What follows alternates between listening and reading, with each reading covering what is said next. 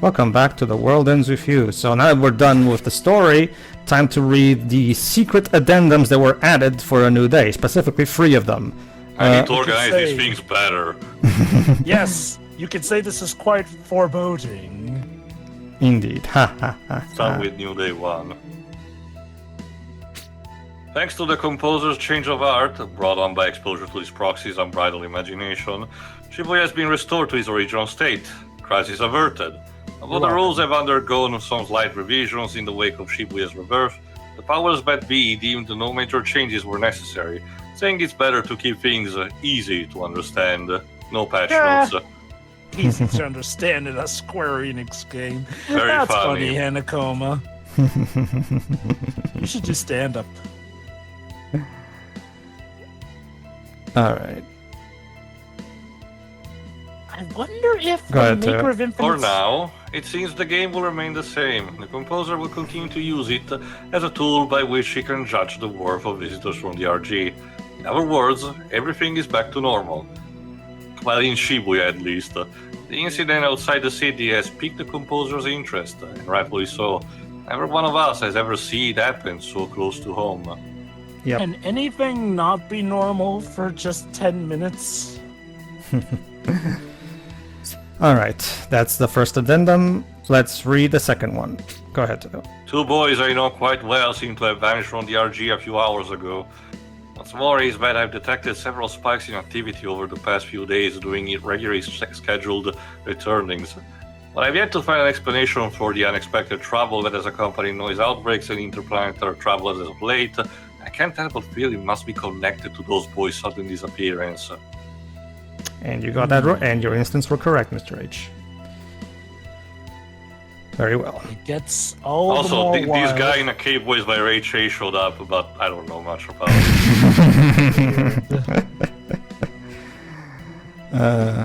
I forgot. Well, actually, I'll ask in a moment, but go ahead. Come on, Pedro. Thank you. Go on. For now, I decided to investigate a certain noise that made some major waves when it first appeared.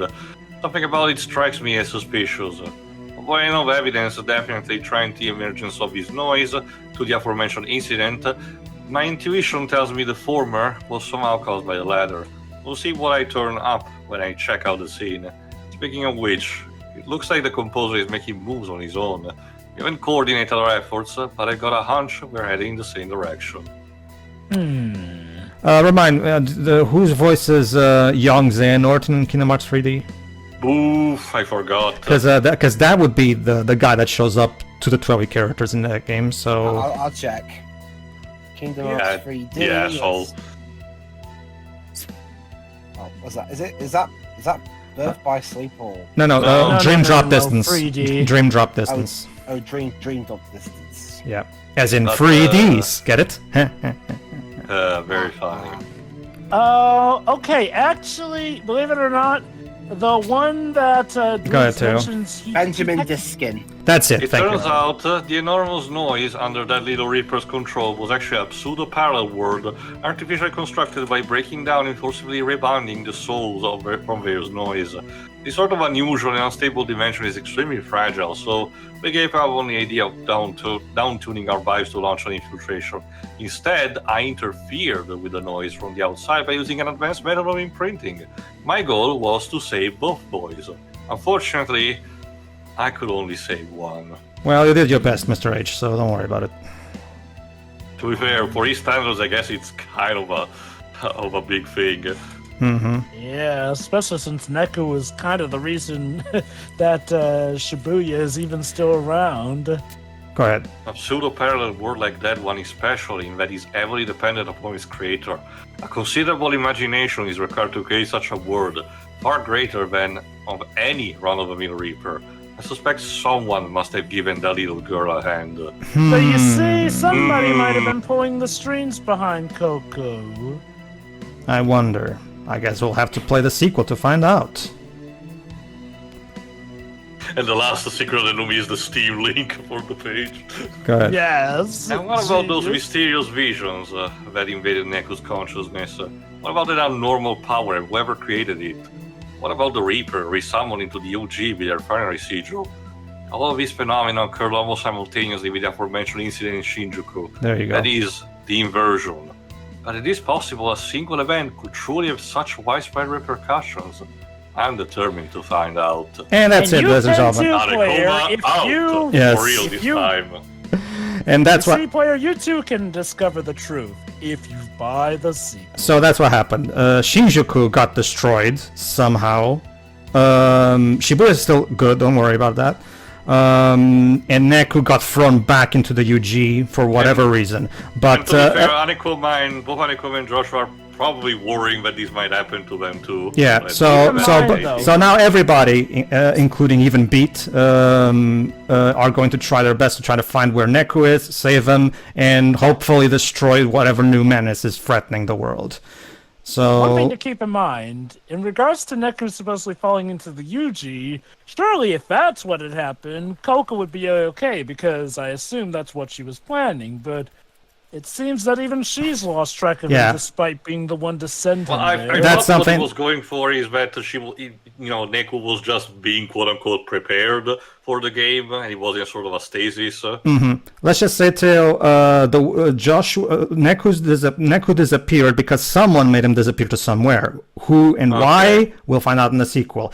Anyway, that's it, everybody. That's the entirety of The World Ends With You Final Remix on Switch. We are now officially done. So, time for final thoughts. Dwibs. I mean, the game as a whole I really enjoyed. Well, I mean, it took a while for Neku to grow on me because, again, yeah, when it comes to characters starting off as not the nicest people in the world, it's a delicate balancing act.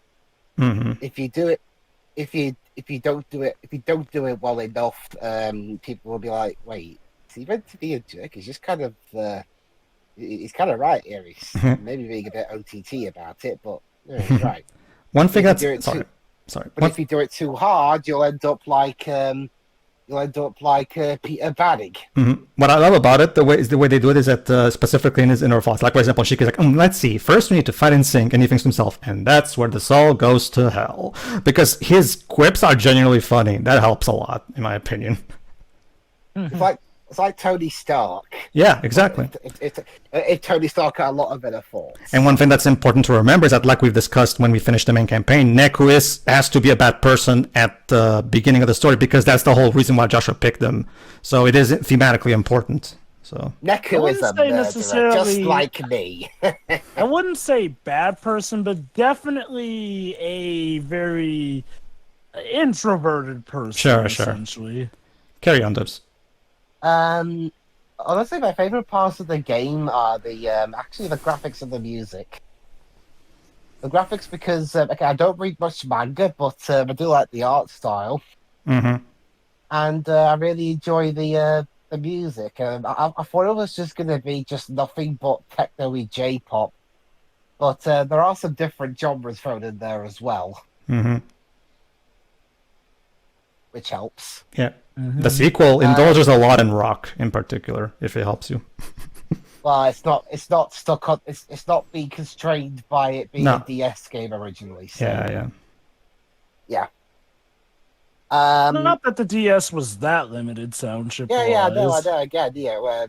Again, it's kind of it's funny yet sad that even when Sonic Chronicles came out, people were thinking, "Oh God, the DS can do nothing but these songs." When people are like, "The World Ends With You came out before this," Not just that, the Professor Layton in the Curious Village came out in that year in the West. So Weird, isn't it? Not gonna lie, the ending of this DLC we just saw left a bit of a bitter taste in my mouth. Because if there's one, because it kind of gives me the impression, which I hope is incorrect, that oh God, we're just gonna do the same story again like this game. No, Dwebs, I can immediately tell you we are not. The story in the sequel is very, very different, both in its themes and the way it's structured. I can tell you that much. Because how many times have we seen sequels to games that took a while for them to get a sequel, only for it to turn out, oh, it's just the same thing again. It's like watching any Neil Blomkamp film. Aesthetically, it looks different, but if you peel away the surface and look into it, it's the same story again. Don't worry, Dwebs. The protagonist in the sequel is a different person. So He doesn't wear, well, from what I've had a look at, he doesn't wear headphones. no. He wears AirPods instead. Neku, when he does show up, Neku becomes a big part of the story. But throughout most of the game, Neku isn't even around because, again, the whole point is that he's missing, so we have to find him. So, Yeah, that's the thing though. He chucked his headphones away, yet it's like he felt guilty for dropping it. Oh shit! My parents spent money on those, so he picked them up and put them back on again. You see, Jibs, he was just setting them down on the bed because he was about to go to sleep. Obviously, he put him back on for a new day. Although, goddamn, he died and then again. I can tell Debs that the sequel is only similar to the original in the best ways. It doesn't rehash stuff. Don't worry about that. I'll have to see on that front. Out of curiosity, Pedro, what version of Neo are you going to be doing? Switch or PS4? PC. Because I forgot it had a PC version. yeah, the PS4 version runs at 4K 60 on the PS5, but if you try to record it using the PS5's native recording, Square put in that usual thing they do where the logo and the copyright thingy shows up in the corner. So I can get a clean recording off of that. So I'm gonna be. The weird thing is that they're very weird about the way they pick because 7 Rebirth and 7 Remake don't have that. So I have to wonder what games do they pick that do that. Well, I've got okay. I don't have the PS5 on me right now, but thanks to it being on PS Plus for a bit, I got Neo on. Through PlayStation. I haven't played it yet. Trust me, Dwebs, that game is completely and totally worth your time. I assure you. I'm actually wondering, do you actually like Neo more than the original, Pedro? I actually do, yes. I love the themes that it tackles, and in particular, I love the arc of the main character. I also love the main character's best friend's arc in particular, Fred. And again, there's a lot of stuff that I could gush about the sequel, but I can't without going into spoilers. So carry on, Dwebs. And then Neku turns into Parker in my faction playthrough and it's had enough and kills him. But hey, Dwebs, look at the bright side. Sho Minamoto is going to be our partner. Yes, we're going to be able to play as Sho in the sequel. Yeah, that's how Neku turns. That's how Neku turns psycho. The other guy keeps yelling all his mathematical puns, which causes Neku to snap. Freaking 0 out of 10 game. We haven't even got there yet. What are you talking about? A 10 out of 10. Neku finally gets to last shout at the society. Here's a good Minamoto joke. Hey guys, pop quiz. What are the chances of Star Wars Eclipse made by David Cage being good? 1 zepto%, if that. That's a line from the sequel. Right, so there is a chance. But keep in mind, I said if that. So even that's not entirely certain. But it's possible for there to be a chance. So there you It's go. a non-zero chance. Congrats. There you are. Always better than Wow. Who's your favorite character? How? Based on your concerns, I know that at some point you were concerned about Shiki being in Eri's body for no reason, but fortunately they gave good reasons. I'm guessing it's maybe Shiki, maybe? Because you seemed like you were generally concerned about, them going back on Shiki. Shiki's fine, but she's not my favorite. Ah, okay. In that case, I have no idea then. He had that weird arc where he was like so depressed. Okay, that's one thing in fiction that I could never really buy into, even when it's explained. Them being so upset about something that they become evil and join the bad guys. Like if in Doctor Who, the Doctor becomes so upset that one of his companions died, he joins the Daleks or something. To be fair, when it comes to in Beat's case, there's indeed, in my opinion, that really good explanation that again he had to do something to keep himself alive and try to figure out from the Reapers exactly what he could do to bring Ryan back. So he was basically doing it for an ulterior reason. So I will argue it's fine, but sure, I understand. Also, Waves, many of the episodes of the new series have Daleks literally telling the Doctor in his face, it will make a good Dalek, actually. Honestly, I think some of the favorite characters is actually Makoto. Yeah, I noticed you really liked Makoto, and I'm glad I cast you as him. Well, he's again, he's just a guy trying to get success. And he's really desperate. But when he gets it, he's so not used to it that he just allows it to twist and warp his mind. Mm-hmm. Don't worry, he gets a good.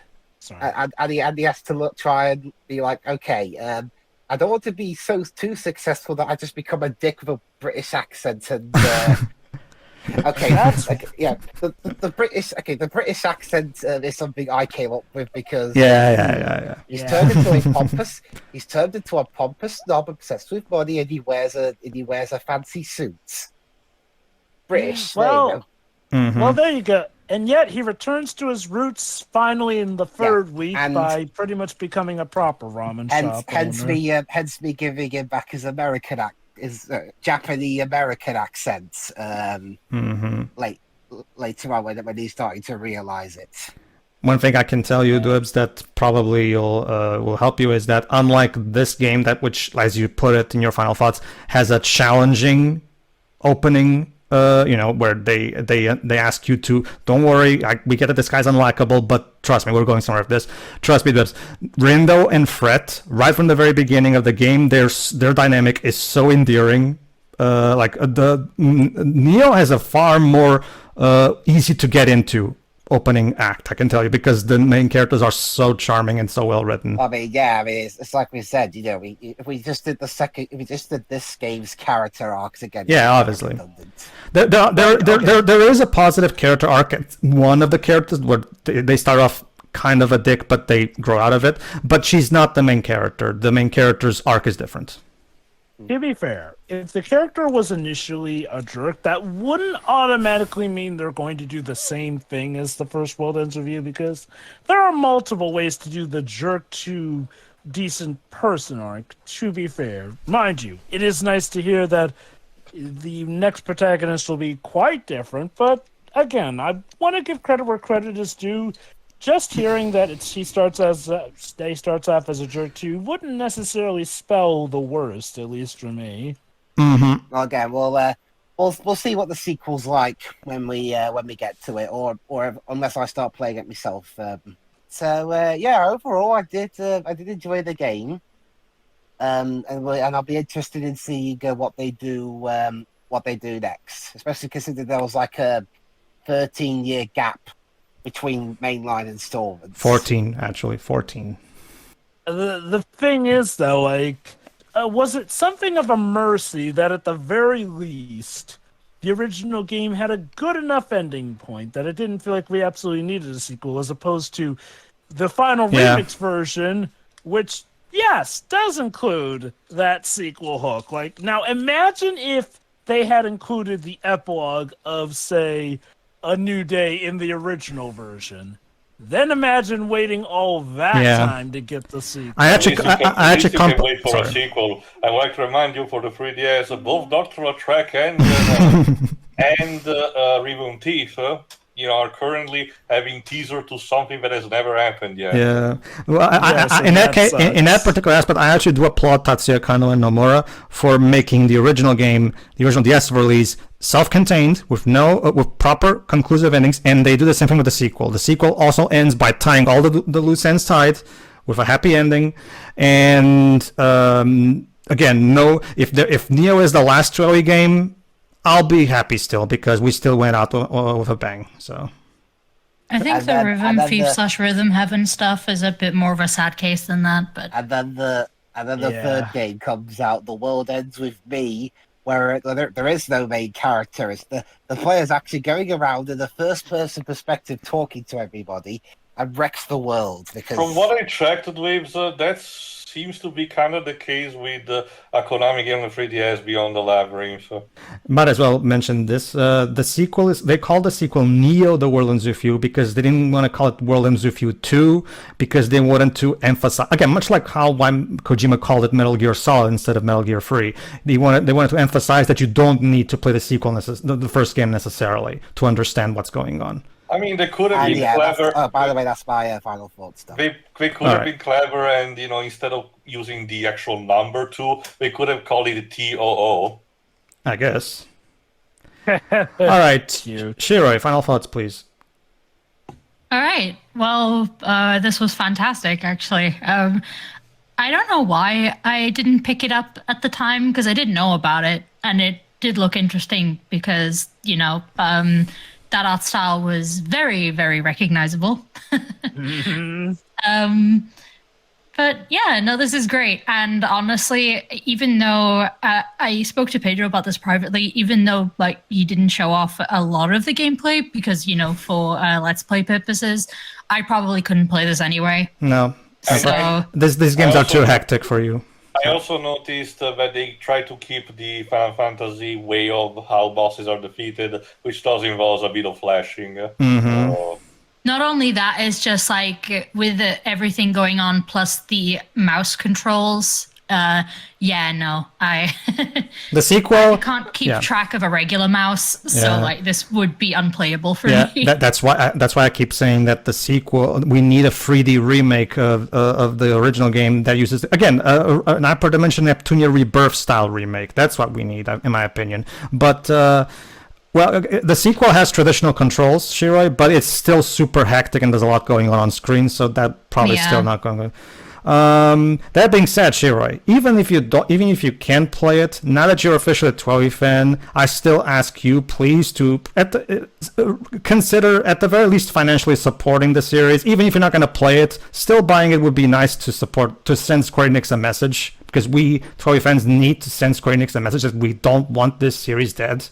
So please, so if you can. Do that because personally, I can't really buy a game I can't play, but there is the soundtracks. Also, you can gift it to someone you know. Yeah, like I'll gift it to people even if I can't play it. Sure, I'm fine by that. Like just like with Ball and Wonder. That's fine by me. Like if hey, that wasn't me, all right. As long as it's support, as long as it's a financial support thing, I'm cool with that. Go on, carry on with your Final Fantasy. Or like Pedro buying me Neptunia. If it helps you, sure. I only spent €1.19 on that, so it's not like it was that big a deal. Great. Favorite character, I guess. Neku, actually. Nice. I'm guessing you really like his character arc and how it's executed. Yes. All right. But what about Sho? No. Hey, look at that! She rhymed. Just for you. Yeah, that was intentional. Listen, all right, only pretty women characters can throw math at me. That's something I've learned recently. All right, yes, I'm a hypocrite, but you know what? So what you're saying, Shiroi, is we need to give you Rule 63, Show Me Namiimoto. No. Right. And here's me playing the world's tiniest violin. Nobody asked you, Joshua. You know you love me. Shut up. Oh, come on, Joshua. Actually, he is one of the favorites. Yes, because he's like in games like this. One of my favorite characters is generally the shit stirrer, and Joshua fits that bill perfectly. Like I said, he is totally in denial about not caring about Neku. Just not like I miss him or anything. Like he's not already planning all the rescue missions in the world for that boy. He's calling all the backup. We'll have to look at the sequel to find that out now, wouldn't we? All right, you were talking about Shiki? Actual favorite is Neku, and it's too early to say this yet because she's a sequel character, but I'm probably really going to like Coco by the end of it. Oh, Coco. All right, you were actually about to speak about Shiki before Jova said something. Yes, I said she's a great character as well. Also a good favorite. I feel like Neku being a jerk wasn't really a problem for me personally because it wasn't just that. You could tell this boy was depressed as fuck. So they at least, I feel like they found the balance that Dwivs was referring to. And like I said, it actually helps that his quips are genuinely funny. Because of the writing, because of the dialogue, it's so well written. I especially like. There's so many great moments, like where she gets angry at the button that she wants to sew. Right, like it's coming loose, and he's like, "What? Your grip in reality?" Like it's just again, that's part of. Again, it's kind of like Dr. House in that show, right? Like when you're writing a character that's meant to be an asshole, it helps a lot to make him genuinely funny in his quips. And I think this game achieved that. No, he's fluent in sarcasm for sure. As for other aspects of the game, yep, the style is great. No complaints there. Music is also great. I've been listening to it outside of the commentaries as we've been going. It's not complete on streaming, so that's okay. You do have to like jump around a little bit. That's okay. I'm gonna give you the soundtrack tomorrow. I thank you. The fan-made game rip from the Switch cart, because while they did release some mini albums with some of the new tracks, not all of them were released yet as of today. In fact, don't get me wrong, I appreciate the recent acoustic album Square Enix, but an album with the tracks you haven't released yet would have been nice too. Just saying. Video game soundtracks are forever often incomplete. Look, you know what? Even if I don't like him, show's theme song slaps. So Transformation is amazing, yeah. That's one I've been listening to often. Shira, allow me to bring you something that's going to make you mad. You know how we fight Sho twice in this game? Yes. In neither of those two occasions in the anime do they play Transformation. In fact, I don't play Transformation. Then what's the point? Don't ask me. A lot of tracks from the game are missing in general. It's very weird. To me, I said this probably to detail, but to me, having Sho in a fight in TOEI and not playing Transformation is like having a Sephiroth fight without One Winged Angel. It just doesn't feel right. If it sounds like I don't care, it's mostly because that sadly happens all the fucking time with adaptations. Yep, no complaints about the music. Another Day was a nice addition, especially after going through all this. Oh yeah, what do you think of Another Day and the early 2000s satire? Well, about the whole game in general, because like it's sprinkled out for specific characters. This game is pandering to my kind of nostalgia, and I love it for that. Like, so what did you think of the twist that Sho, or shall I say, Dr. Pin Jr., seeming to be a bad guy, but actually turning out to be a good guy all along, like he claimed originally, and being the guy who provided the means to essentially save the day? He's still gonna have to work harder to get me to like him. Just two more things, Shiroi, because I showed them to you privately. When it comes to the music, like which of the two ending songs do you prefer? The DS original Lullaby for You, or the new one that Death March made? The new one, because for anybody who hasn't heard the original one, like a lot of the lyrics don't fit the story at all. It starts off that way. Like the first couple of verses, it was like, okay, like it seems fine, but then it just goes completely irrelevant to what it's about. See, the thing is, Lullaby for You would be a great Final Fantasy ending song. Not so much a TOEI song, that's my thing. Like, you can tell that they didn't tell, I hope I'm pronouncing her name properly, Youngri. You can tell they didn't tell Youngri what the game was about, because you can tell that the song was written without any knowledge of the game's themes. Whereas for this final remix, Ishimoto got all the band back together again to actually write a new theme, and these guys they're Death March, that's what they do, they make songs for TOEI, so obviously they would be the best people to do so. And final question, Shiroi, as a childhood Kingdom Hearts fan, are you proud of the creators with their first truly original IP? Yes, they did a great job, and I am looking forward to the sequel, so... Awesome. Yeah, there's that. Well, the good news is you probably won't have to wait as long as fans of the original did to I waited 14 years of my life for this game. Insert your meme from Pokemon XY. Listen, it's one of the good things that comes with being late to loved media is that I don't have to go through all that. So yes. But that's just the thing. I can tell you, Jova, like right from the beginning, like you can tell that they've been aching to make this game, because just like this first one, the enthusiasm of the developers is oozing for every moment. Like you, Also, trust me. like yeah. I'm sorry. What I'm a Kingdom Hearts fan. I'm a Kingdom Hearts fan. All right, I am familiar with the wait.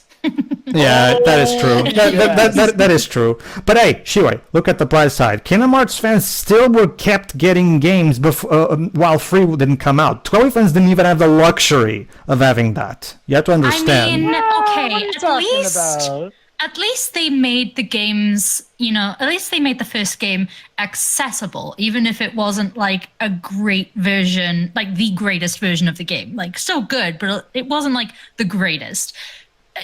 Like, they didn't have to buy a bunch of different consoles to go through this shit, all right? That is true. That is lucky. That is true, Shiwei, but I'll still Be take... grateful. No, I'm sorry. I'm going to have to disagree. I'll still take that over not getting any games in the franchise, period. Because I won't. That's like hundreds of pounds. well, that's a thing, Shiro. Maybe for in the early 2000 that makes sense. But with the advent of YouTube, sure, you can get the frustration of playing yourself, but you have basically everything at your fingertips if you really want to know information and how things unfold. Admittedly, though, the norm is most people prefer to actually play the games rather than search them on YouTube. Granted, these days, YouTube can be used as a bit of a screen protector against shoddy or bad games, but yeah, typically when someone's following a series, they like to be able to play and experience the games. And to be fair, even with Kingdom Hearts was... a good portion of it was released in a time before looking up gameplay on YouTube was Fun fact, I actually watched the entirety of the plot of Kingdom Hearts 2 on YouTube before I played the game, because the European release of Kingdom Hearts 2 was delayed as fuck. Like, seriously. It also wasn't very optimal. They cut a lot of in-battle dialogue for some reason. There's little missing voice acting for the battles. Yeah. The frame rate was a problem, and the censorship, the weird censorship, like in Port Royal, was just weird. Fortunately, we also didn't have Chain of Memories in Europe outside of the Game Boy release, right? Fortunately, the HD remixes were based on the American version, so we're fine on that. I'm done with my final thoughts, though. All right, Teo, go ahead. I know you have a lot to say, so I'll let you go next. Was this game Zeta awesome for you? Well, okay, I want to try to organize my thoughts in whatever I can, in whatever best way I can. So let me start with the things that require me less time to actually mention about it. So let's start with the gameplay. And again, it was more of an unfortunate set of circumstances due to the way this was animated and everything, but... aside from the Team Pin Slammer minigame, I really could not get a grasp of much of the, the actual gameplay, how really the leveling system works, what really are the best pins and everything. Sure, you can make a good argument that it's a good advertising, as in, play the game yourself and find out, and I guess I might eventually do if the circumstances actually allow that. But for the purpose of a Let's Play, especially compared to what I try to record, I try to keep a balance between, not dragging things too long and, but still showcasing how things are done. So, fortunately, I cannot really say that much, mostly because I don't know that much. The next thing that I want to talk about, that requires me less time to talk about, is the soundtrack, actually. It's interesting, varied, unusual, but because of the same token, I do believe there are a lot of times where I do believe genuinely the wrong track is put in the wrong place, as in the track on its own in a vacuum is great, the moment in a vacuum is great, but when you put them together, they just feel dissonant, You have a dramatic scene, and then the Knuckles theme starts, tell me who you are, It just feels... again, dissonant. And I know that these things are slightly different for this version of the game because a lot more tracks were added, which resulted in a lot more varied. So I do wonder actually how it did felt, in the original DS release, where the tracks were definitely more limited. Not necessarily to the quality of the sound, but I'm talking about the actual selection applied to the scenes. What kind of pace did they had, as in how they were distributed. I guess maybe we'll need to find eventually a DS playthrough on my own just to seek it out. But let me put it this way. Most of the tracks are actually something that I like. There is one in particular that I did mention to Pedro privately. I think it's called Hybrid, a particular mix of that, Yes. which is a slower version of that. It's mostly because it's associated to the more dramatic moments with Shiki, usually. So I think it's actually one of the more appropriate one. And even if it's unintentional, and the soundtrack as a whole actually manages to, the fact that they allowed a lot of tracks to, keep the Japanese lyric, and that in the original release, a lot of the tracks did have instead English, lyrics, allowed this, cultural melting pot, which does reflect more the themes of the game, the idea that Shibuya is right and blah, blah, blah, So it is actually a good sport for them to actually not having to translate every single song, and just put the version there. It does help. It's appreciated. It does help that Sawa and Stephanie, the vocalists of Death March, they can speak both Japanese and English, so they can write the lyrics for both versions. So it becomes very easy for us to get properly localized versions. It seems that they're actually very balanced also in other versions. Where the what's it called? I think I mentioned somewhere else about how different both Ikari and its counterpart, Simple and Clean, do feel in a few places when it comes to the tone of voice used for one of the verses, which felt weird, but indeed it's not present technically in this case. Where was I? Right, you did also ask me also the same question about which ending theme I prefer. Remember again what was the licensed one that was actually translated? Lullaby for You, the DS one, the one that's more about I'm a baby and all that stuff. Yes. But I went a step forward actually for a third option, Lullaby in its original Japanese version. Okay. All right. Because I do think the lyrics probably won't fit. But I do believe both the melody and the tone of the song actually do instead. Sure. Which again, as someone who enjoys Neo soundtrack for this very purpose, in a soundtrack where lyrics do not matter while they speak, I do believe instead this case works very well. Again, compared to the absolute atrocity that My Hands was for the original 13, I do believe this is a case where, pre-existing licensed song actually worked, Not that, it doesn't really give a problem for, the new one, because instead it's an original effort done by the same composer nonetheless. So it's not really a case like, they picked someone else entirely. It's more of a case of feeling it, homogeneous with the rest of the soundtrack. But strictly to preferring, which I think might adapt, it's that one, I suppose. I guess that covers it for the soundtrack. Well, I cannot speak too much for the voice acting because there isn't that much, For the little that I heard about it seems to be fine, I remember, though, again, hearing how the characters were voiced in Kingdom Hearts 3D and how monotone and boring did they sound. But that's because, again, being a portable Square Enix title, usually the rule of thumb for that was the voice direction sucked. And I don't know what happened there for that to happen. No, that's the thing, too. I can speak for the sequel because we don't have much information in the localization, behind the scenes information of the first game, but we do have for the sequel straight from Paulo Castro Jr., who played Brindo, the protagonist of the sequel, and it played recently Chocobo Bill in Final Fantasy VII Rebirth.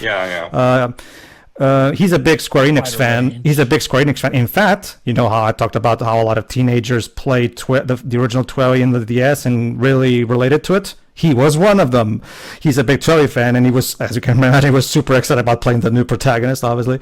But he said that when asked by fans, he said that it was a great environment on the booth, and that the voice director was someone that was very committed to doing a good job, and I can tell that reflects because I love the voice acting in Neo. So, and there's a lot more voice acting. They take the level 5 approach, basically. So look forward to that, at least. To round off the presentation aspect, the actual character portrait and art style, it's fine. There is a decent enough variety of color, even if I'm trying to remember if there is. I think there's a bit of a distinct lack of green. Overall. Again, each character represents a color specifically, one way or another, but it is still remember not very much green in terms of presence. So there is that. Just an observation, mind you. The way the dialogue is actually presented can be a bit of a problem, and I really wish that was fixed for this version, especially because it's not really just a case where they had, just the original ROM upscaled, because that's really ludicrous.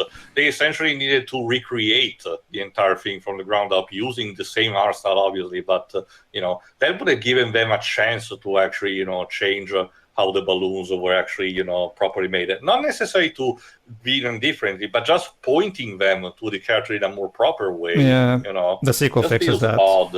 Yeah. You did tell me, and I think I saw a screenshot or two about it. I think. Yeah, it's because in the sequel they literally Kando really lines in on the manga art style where every character has his own panel. We're literally seeing the characters each in their own panel, like you're literally looking at the manga, so it becomes super easy to tell who's talking. I think that covers it for the presentation. Let me tell first about the plot as a whole, because I think it's better to analyze that before the characters. It's very intriguing. As a veteran SMT player, I cannot really speak of what I could have felt if I actually played this back in the day, because my thoughts on different stuff regarding both this game and people involved were different, technically, But strictly comparing it, even to this day, I guess I'll still take Devil Survivor over this. It's still a very reliable attempt from Square Enix, because this is not really something that they normally do. But Devil Survivor takes this concept of being trapped in a specific region of Tokyo, even including Shibuya, I think, with a limited time, having to scrounge up, resources and talking to characters in order to strictly, survive. You even have a counter timer on you. But I think it was done taking a bit better, and again, I cannot speak compared to the gameplay because I don't have too much of a reference, so I will not compare the two of them. Well, this technically has a better soundtrack, if I have to be honest, but to be fair, that the one in Devil Survivor is not bad. It's just better that this is technically better. But again, the idea of as usual, I tend to be more attracted to the bigger picture as a whole, the world building. And in this case, again, the hierarchy of the angels, the Reapers, or Shinigami as we are, and the idea of the game to test the Shibuya is relatively intriguing. I want to see where this goes, but I get the idea, being mostly focused on the characters. Neo itself will not provide too many continuation answer to this, and it's something that wants to be built up slowly, especially because I know the Kingdom team, and that's their modus operandi. More on that later. Not even that far from now, but in the good and the bad. If it helps you, we still have a shit ton of secret reports that do further expand upon things. I can imagine. And then once again, and guess what? They're all written by Hanekoma again. So I mean, I can imagine that too. And the sequel even has its own Another Day segment, so... Well, yeah. So let me just use also this. When I'm going to talk about the character, will be strictly just for the main game. I guess technically also for A New Day, but I want to strictly separate them from Another Day because they behave completely different in that one, Let me just use this to mention that, Another Day is kind of it's actually a fun reward to have, especially because right at the beginning it tells you to just, relax, that this is not something that you're supposed to take, seriously. And it's a chance to fuck around. It's kind of the equivalent of, it's almost quasi the equivalent of the developer's room of old games. It's a feature that not many games had. Only Final Fantasy IV actually had among the mainline games. But it's something that I always appreciate when the developers try to, put themselves more to the level of the player in some kind of way and have more of a direct kind of chat. There's a level of confidence and, honesty present there. At least as far as we know, obviously, but, you get what I mean. And this is also conveyed via, a story that wants to be unapologetic about, toy fight anime or cliches of the early 2000s, which is admittedly very great. For someone who actually was adolescent around that time, you definitely get all the checklist of the cliches, So there is that. I love how they keep having the twist of, oh, he's the critic of Tin Pen. Oh no, I'm the true father of Tin Pen. Again, this is perfect. Also, the implication that Shomi Namimoto might be the son of a ramen stand guy, I suppose. Sure, why not? Weird. Then now let's talk about the characters in relation to the main line. I guess the best way to start is with Neku. Let me open with this. Where the hell was this not creativity, but this conscious effort in making a protagonist when Sora was made for Kingdom Hearts? Because seriously, Neku is such a breath of fresh air and a much, much, much better protagonist that Sora could ever aspire to be, in my eyes. Sorry, Jova. But no, again, not only Neku, aside from, the start of, being more technically insecure, but his aspects are more analyzed, his emotions feel more real, his reasoning feels more logical, and his action as a result feel more natural. I normally try not to, having to rely on the whole, this character relates to me, therefore it's great, But Neku does have a level of realism onto him without having to be strictly too realistic, but just gives that kind of feeling that makes you want to care enough about him, caring about his mission, about how he succeeds, and there's a degree of also honesty instead of constantly smiling and telling people to trust in their heart or some shit. If you'll allow me to be fair, I feel like you're doing Sora a bit of a disservice just never enough, Jova, don't worry. But okay. If you to be fair, and to balance things out, because I want to mention, well, I guess the closest Neku would probably be to Riku, but Riku is a kind of a different type of character arc where he starts, more neutral, then falls deeply more into darkness, and then passes almost the rest of the other games to repent. The closest I guess I could compare Neku would be Roxas, but not really, because all the time that we see Roxas is, in a condition where he's not feeling himself because he's either in the simulation or he's having his memory altered, But I guess that is the closest that we get as a comparison. But to basically put it up, I really wish the character archetype of Neku was the one used as a template for Kingdom Hearts instead. I have a question for you because I'm curious about it. Go on. We know that Nomura was the one who suggested having somewhat of a teenage angle in Final Fantasy VIII, right? Do you think maybe what he did with Neku, what he and Kano did with Neku here, maybe is them finally realizing what they could have, Nomura potentially could have envisioned for Squall, maybe? Because I do tell a lot of different and a lot of similarities between the two. There's something that I don't mention in Final Fantasy VIII, but a sort of a reasoning. Final Fantasy VIII is dealing with a group of technically still teenagers, but late teenagers. But characters, appearance-wise, they do more resemble, people from live-action drama, either with the Western, South Korean, or Japanese, something more akin to that. Some people see from soap opera.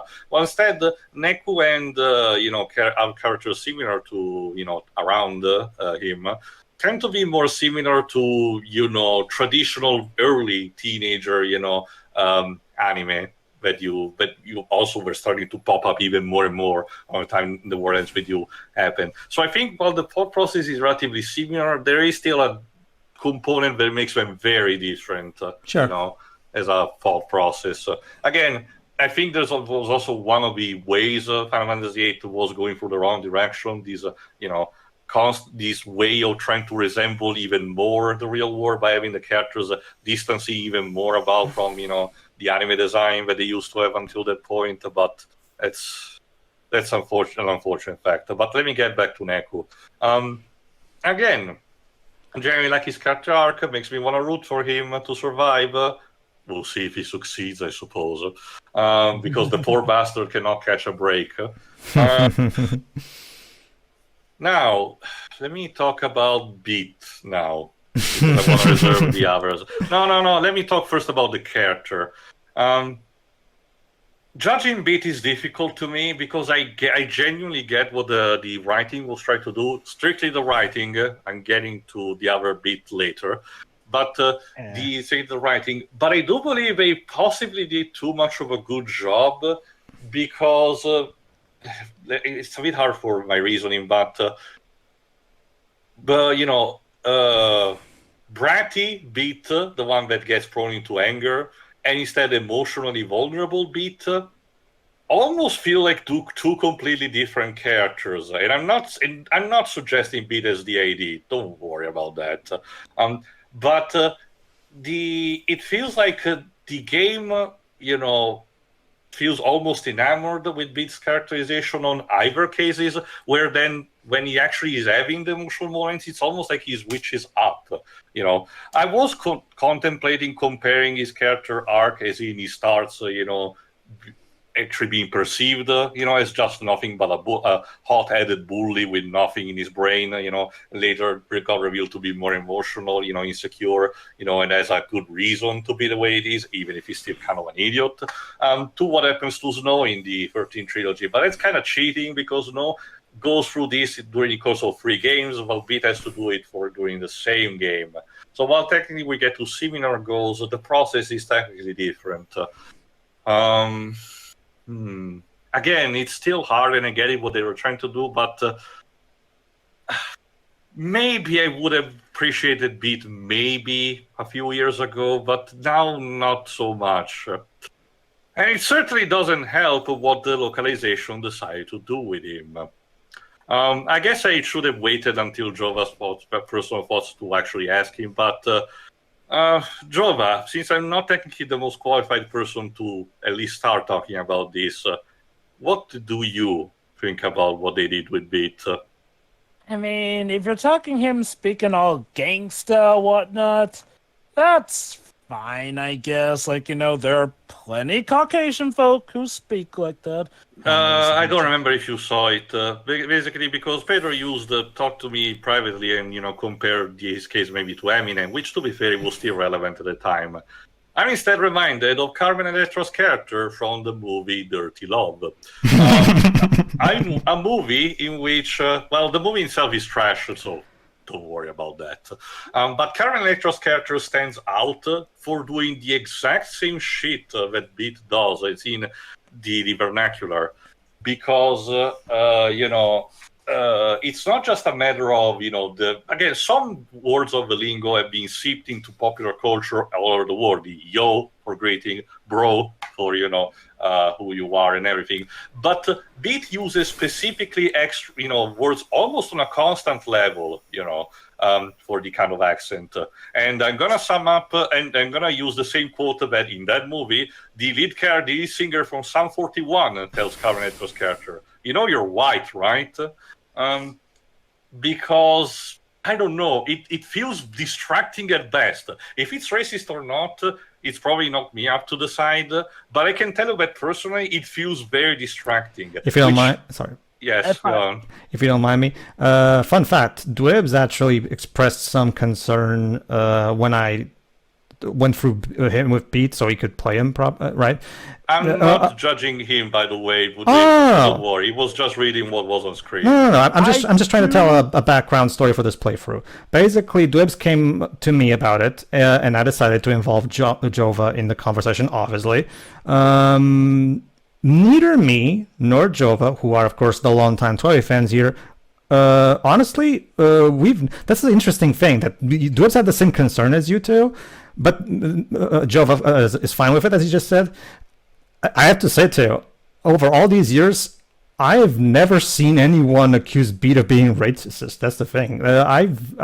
Maybe there is like some minor group of people that does, but over the years, I've never seen anyone accuse Beat of being racist. Again, you wanted to say something on this, Jova?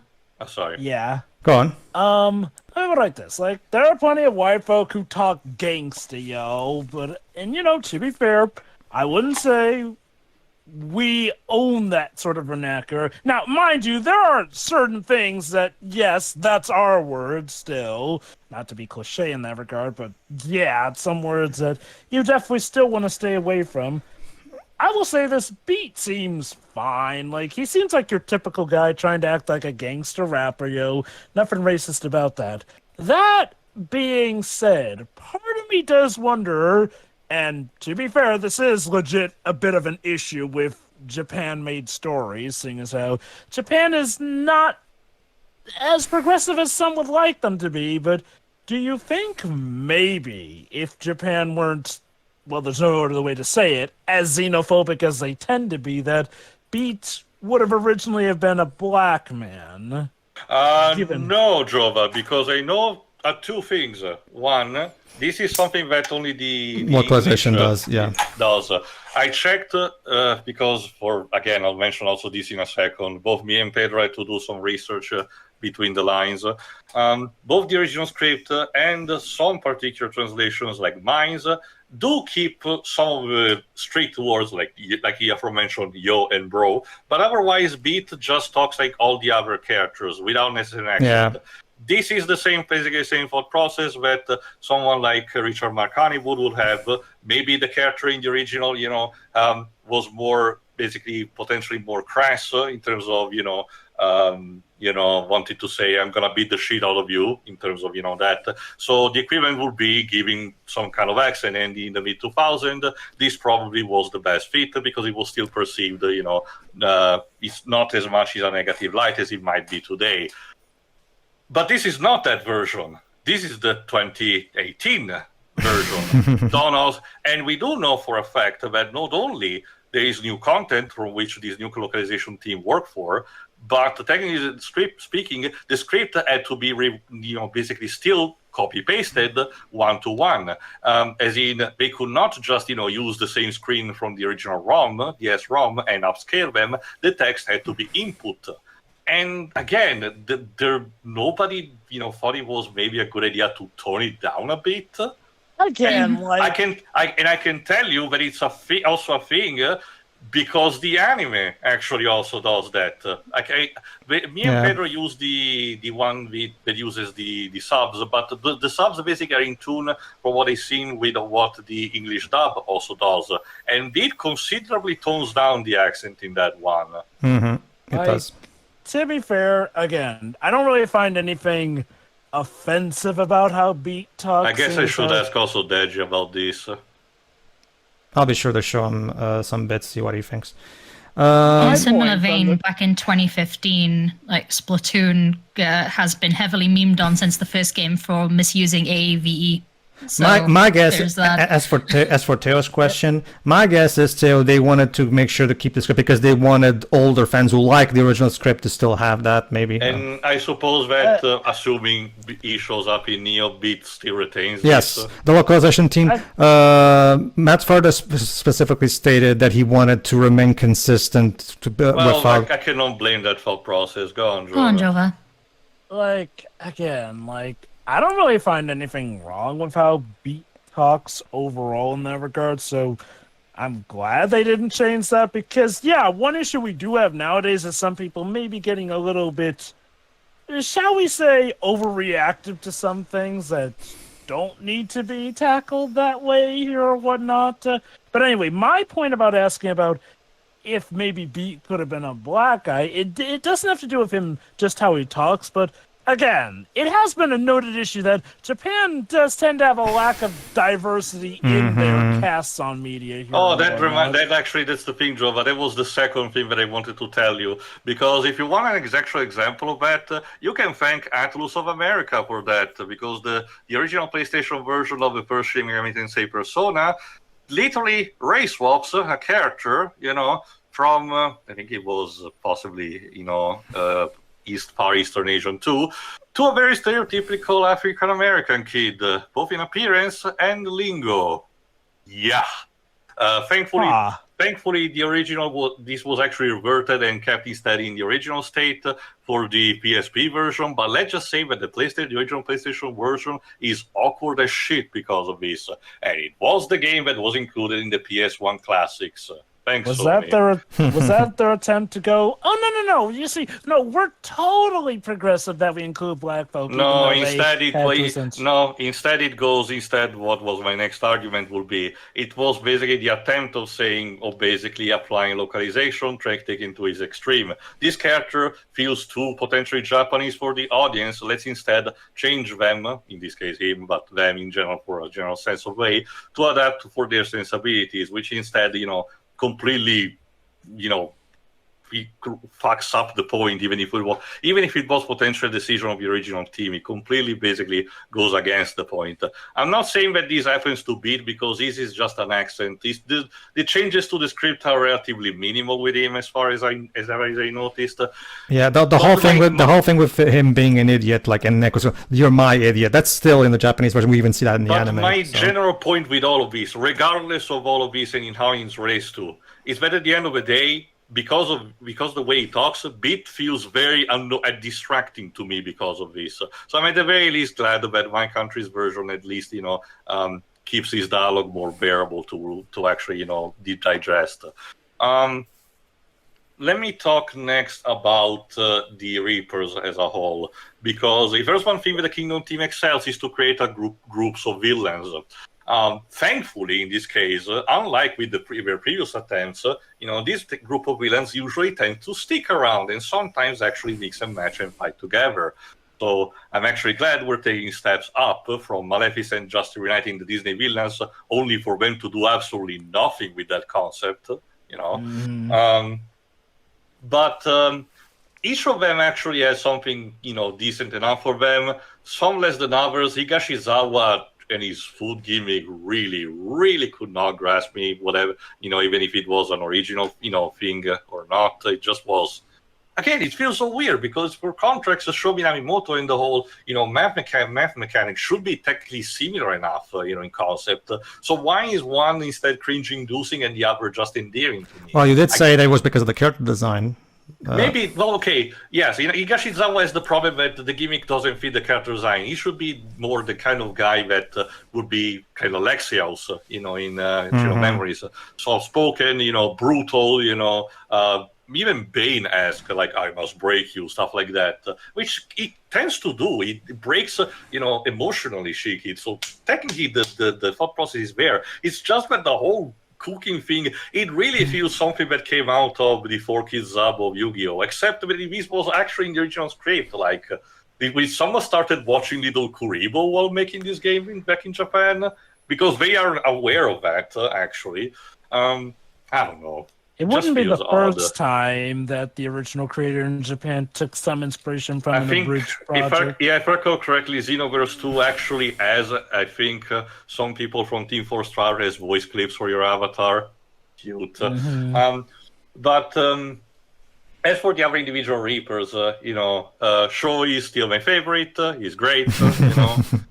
We all love Sho, and gotta love his own brand of stupidity. The absolute confidence. Even if it's very illogical. Yes, I look forward to see how he behaves in the sequel. Well, aside from that, do you look forward to playing as him? I mean, I don't even... Yeah, speaking of that, there is something that we haven't... again, because of this type of a gameplay, this is something that me and Pedro kind of discovered by accident, but something that wasn't shown outside of that extra boss fight against and I apologize for Mr. that. H, is that Sho himself was supposed to transform. His form is called Leocanthus, so he transforms into a lion. The thing is that it's supposed to happen in the second phase where he teleports to the center of the screen, but unfortunately Pedro pummeled him just a bit too hard. I would like to say to the audience, apologies for having to record the game in a non-optimal way. I will fix that. I will make sure that this doesn't happen in the sequel, because in the sequel I can record this much easier, fortunately. Again, this causes a bit of weirdness of the anime, and I apologize. Don't worry, Pedro. Come sure. on. And I will mention more about the anime just in a second, because I'm almost done. The couple relationships, basically, the best friend mechanic between Uzuki and Kariya is very cute. They complement each other, their personality. Uzuki feels like the character that probably would have felt really annoying to me, but somehow they managed to make their work, and I don't know why.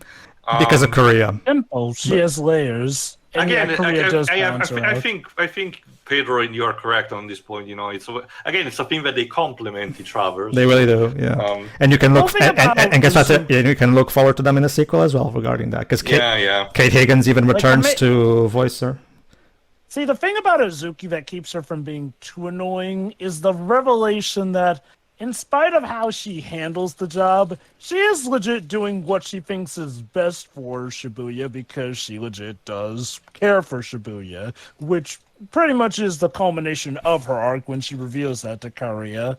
That leaves, forgot their name, Glasses Professor. Konishi, thank you. Konichi, sorry. She's fine, threatening and everything. I kind of wish that last revelation, that she really had no chance really to really win on her own. Everything was essentially, planned already in accord, despite what she did.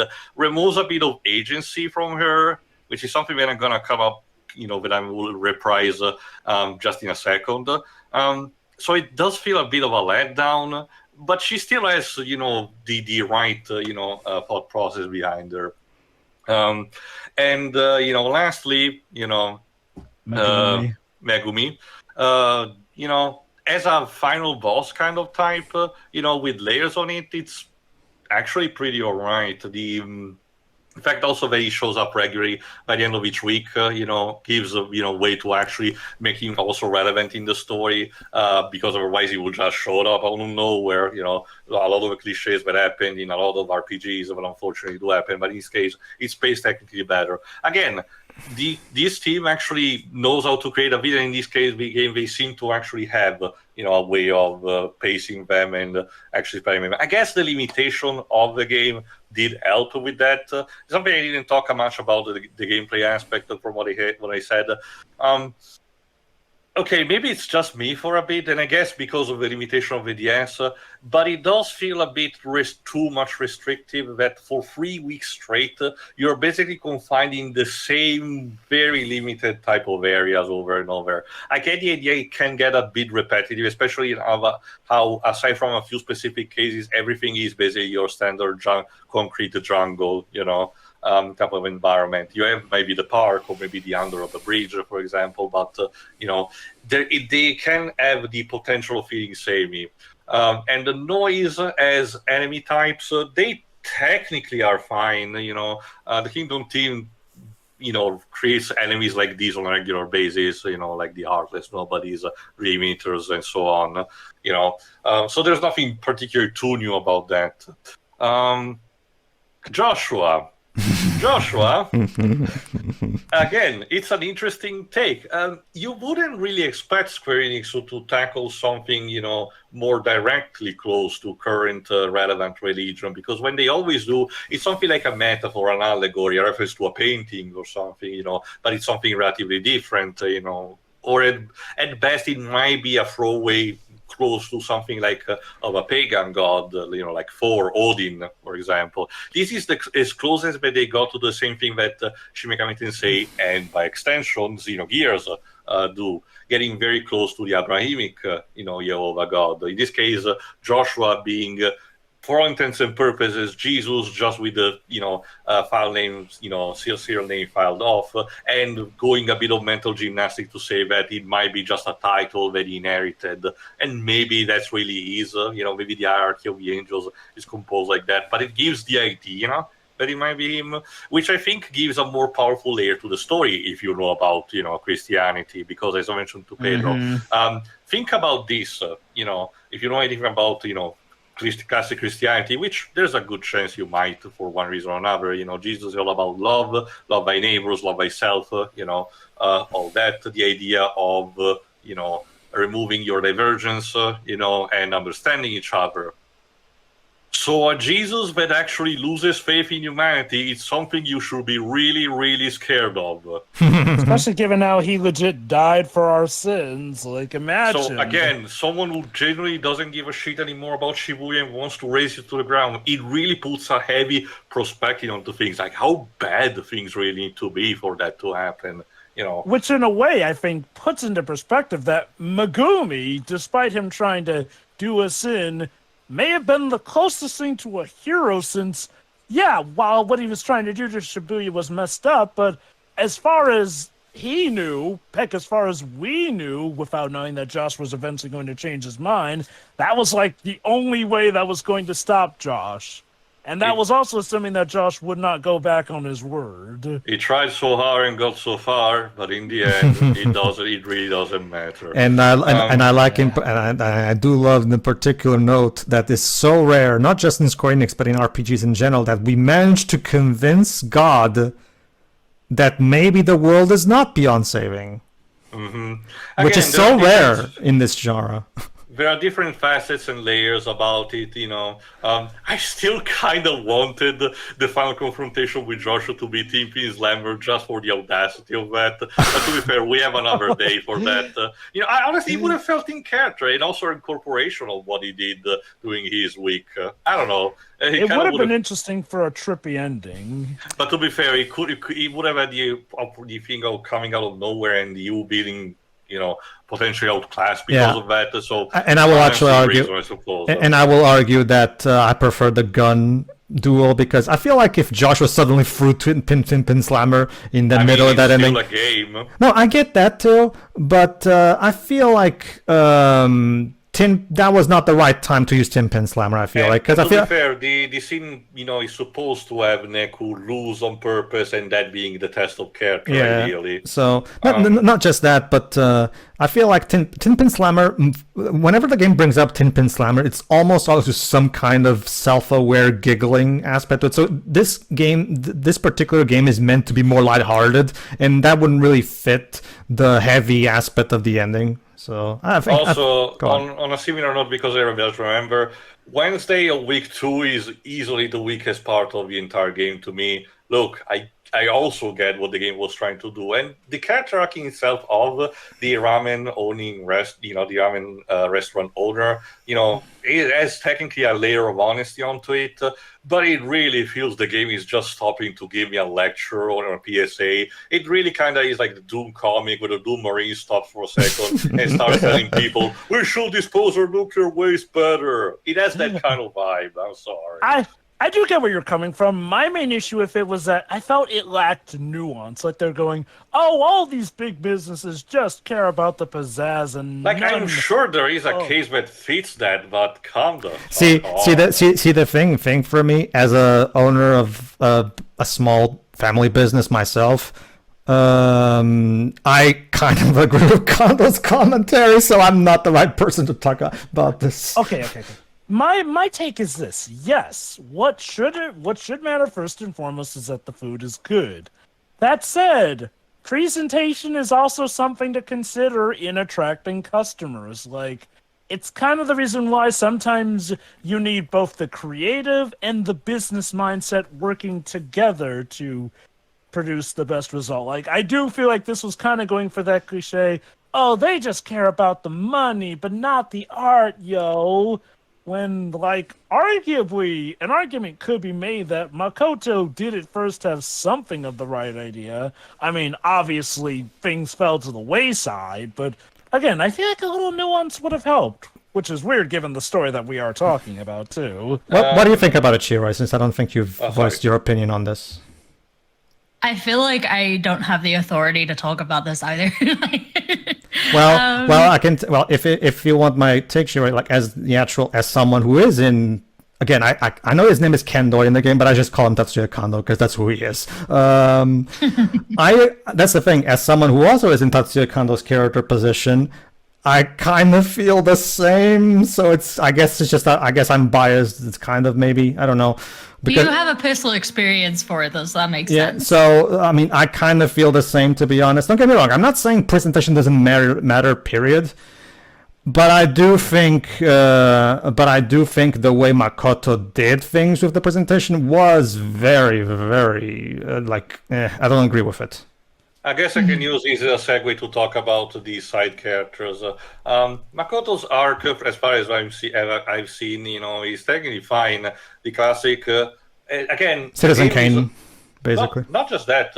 Well, technically speaking, also, but the game theme as a whole is about also growing up. In general, for all the people, the characters involved. Even the Reapers, which the Reapers themselves are a state of people not wanting to grow up, almost a Peter Pan syndrome when you really get down to it. Joshua has to grow up, out of the situation of his resentment of Shibuya and learning that our people actually worth saving.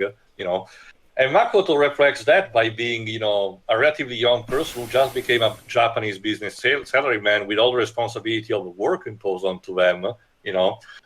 But lets the work going into his head as a result, and has to learn to learn his place in life, in the worst way possible. And from what I heard, while he still gets his happy ending, it's still a bit of a troubled process for him, which is a reality with all the people, both in Japan and in the rest of the world, come from because of how harsh the imposition of society is put onto it. Yes, I mean, it was pretty clear from the get-go that this game was going for social commentary, but that's life for you, kids. I don't know what to tell you. Staying is cool. Shuto and his friend technically are fine. Like I said, even in the context of a main story, their over-the-topness, it really feels like they came just out of a Mega Man Battle Network game. That's the thing that I reminded most about, in terms of what toy anime to associate them from. But it's in another day that they shine completely. That is true, because again, in the main game, they do the thing of, they actually have the thing of not overstaying their welcome, which I think is more than I can. But Teo, what about Shuto's incredible gift for the visual arts? I mean, sure. 777 and his rock band are technically fine. 777 hairstyle is possibly the weirdest in the entire game. He literally looks like a cheese ball. It's like that guy that turns into a ceramic porcelain in End of Days. It kind of has the same kind of, hairstyle. Instead the young couple, the dude bro and the valley girl, they're technically fine, but they're not too much present in the game. They have a slightly more presence in the anime, which I will also talk after now with the characters, But I feel like they should have been just a bit more present here. I don't know. That's something that feels a bit odd to me. Just for, to pile her also in, because I don't have too much to say technically on New Day other than it's a good teaser, it keeps the mystery going. I still don't like the way technically Coco talks with the internet lingo. The Valley Girl stuff is fine technically, but the internet lingo, like she said, it's distracting. I cannot really help myself with that, But technically speaking, for the purpose of the story, is fine. She's fine. The character design is technically fine, but as I noted, it almost feels like her model is supposed to be a 3D one that got cel-shaded. Compared to the other character portraits, she really does stick out. Not necessarily her costume or her color palette. It really almost feels like an actual 3D model, like I'm seeing a Ransona on YouTube, While she wasn't originally 3D, she is of newer quality since she came in the iOS version. And I noticed while she looks in Neo, from what I see, she does look instead on par with the other characters in terms of, art style, 2D art style. So I actually don't know what happened here. Maybe Nomura, in hindsight, maybe thought the same, so you wanted to heavily change how she looks in the sequel, maybe? Maybe they wanted to create an Uncanny Valley effect to represent that she's the only technically real being outside of Nekwen beat. I'm guessing I'm too stretching at this point. I think that's it, aside from the two main characters that I haven't yet talked about. That will be Shiki and Rhyme. Let's start with Shiki. Shiki, I genuinely like her. I like her plight. I like the fact that she's a deconstruction of the Genki girl archetype. So much more so than Vanille could ever aspire to be. And sorry, again, I'm not the biggest Vanille hater, from 13, but I am. This is like, yes, thankfully I was talking about me. I know, I'm joking. But this is basically night and day. Like I said, similar to Neku, her themes are very real. A lot of teenagers go through this kind of thought process, feeling insecure. You can potentially also, give her insecurities a layer that could be interpreted as potential body dysmorphia, which is not really a theme that in 2008 many people would have talked about. And something very delicate. You can easily fall off by talking about that. And yet, this game seems to be smart enough, actually, with its theme. And that's for week 1. Because afterwards, the Kingdom team could not resist themselves and put her as a prize for Neku to win. Yeah, I really don't like that. I get that there are story reasons for it. I get it's kind of justified. But Shiki ceasing to be a character and only to be an object for in service of Neku to win, as much as he doesn't want to. It's a villain thing that happens technically, so it's not Neku's fault. But from a fourth wall observing thing, the writer plucking her out and not even showcasing what happens to her. We know from later at the end of the game that she was essentially kind of like in either a coma or transitioning towards that moment, like in a blink of an eye. It genuinely feels like a step down. Not also helped by the fact that I kind of really wish they could have also helped by having her being the partner in A New Day to also reinforce by maybe a bit of that and having, Neku and Shiki interact even more directly, having their, differences reconciled after that. I get what they were trying to do in A New Day.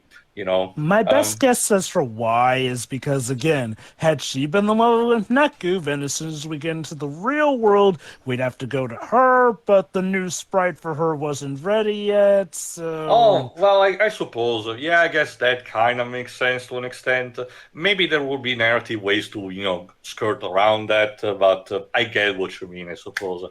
But still, Shiki does return to the end, to be brainwashed by the red pin, but with the rest of him that happens to everyone, But again, it really reminded me how the Kingdom team doesn't really know how to handle a lot of female characters most of the time, like prime example being Kairi, and I generally got reminded of Kairi with this.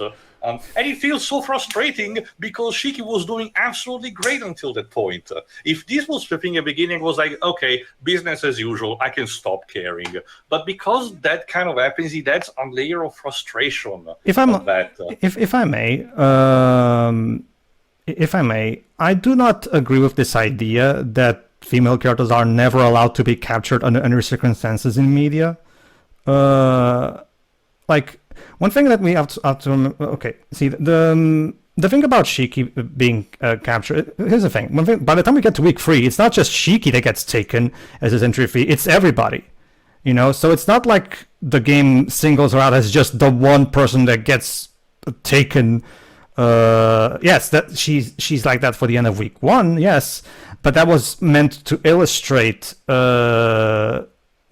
and again, the fact that it happens is painted as a horrible thing that happened. And I personally side with Pedro, if only because I feel that each week is supposed to focus on a different partner, essentially. Well, I get that. They could have, again, speaking from forward observing, because story reasons are justified, technically, they could have easily just have, a different way to say that she's basically did return to the RG and Neku's entry fee was something else that he was, caring about that.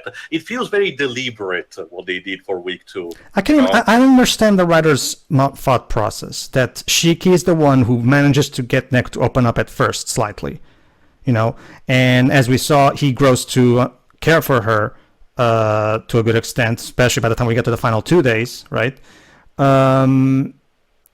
And I will argue does a good job illustrating how horrible this Reaper's game is, I think. And I feel like the way here's the thing. One thing that's also important to remember is that for example, look at Shiki gets to live just fine by the end of the game, but Neku gets brought back into UG at the end of A New Day. So by that logic, I guess I could mention the same thing for Neku. Shiroi, do you have an opinion on this matter? What do you think about Shiki getting taken as Neku's entry fee?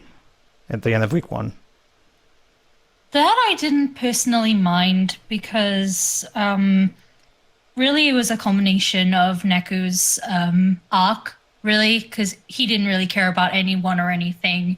So the fact that she could be taken as an entry fee in the first place really showed how far that he'd come in terms of character growth. Mm-hmm. Would you agree with But me? she kind of just keeps having... No, it's fine. She kind of keeps having less and less to do as the weeks go on, and I feel like, because she had her arc as well in the first week, but I feel like she couldn't progress properly after that. Mm-hmm. Would you agree with me on the fact that by the time we get to week 3, everybody gets taken away as Neku's entry fee? Yes, but that doesn't diminish the fact that some characters should have had more. Sure. Speaking of which, Rhyme.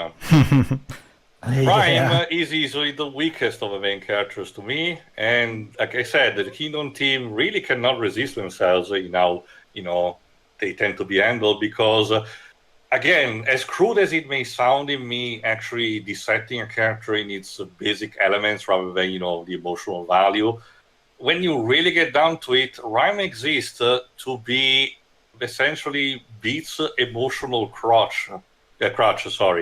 Essentially, even what we know from information, when they were still alive, she was the one that tried to convince him, to keep going despite their terrible parents. Their presence outside was what eventually, got both of them killed.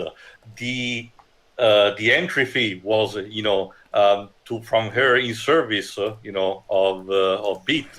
The entire presence during week 1, is also, for her basically to say, Beat is great, and her ultimate sacrifice is towards Beat, not to mention eventually then, this motivating Beat towards, the rest of the game, both in week 2 and week 3, and eventual return as a noise gives her almost no real personality. It's great that we actually had to have her doing the finishing blow, to Tigris Cantus,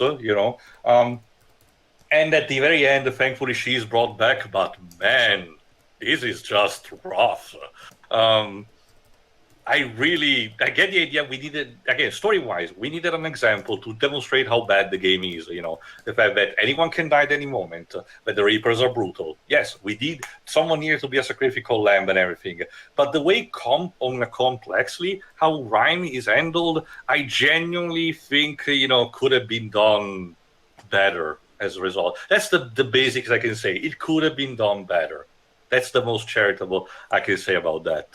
And with that, I think I'm pretty much done technically with the game, because there's nothing really else much that I can talk about outside Rome obviously being interested in what the next game is. Okay, I guess I can talk about the anime actually later. So Jova, go ahead. Okay, The World Ends With You. I really like this game. I think a lot of it is pristine, but I don't think it's perfect. There are definitely rooms for improvement.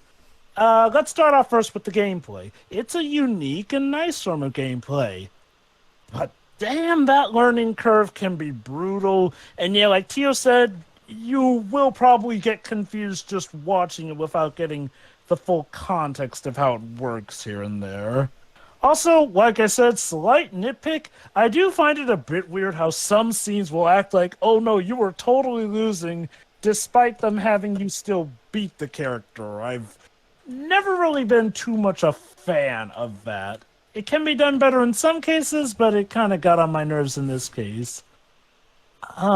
But, that being said, while the gameplay is overall good, if not flawed, that is but a fraction of it. Although 10-Pin Slammer is, ironically, 10-Pin Slammer is the easier game to understand, and honestly, it does feel weird that never got its own little spin-off game.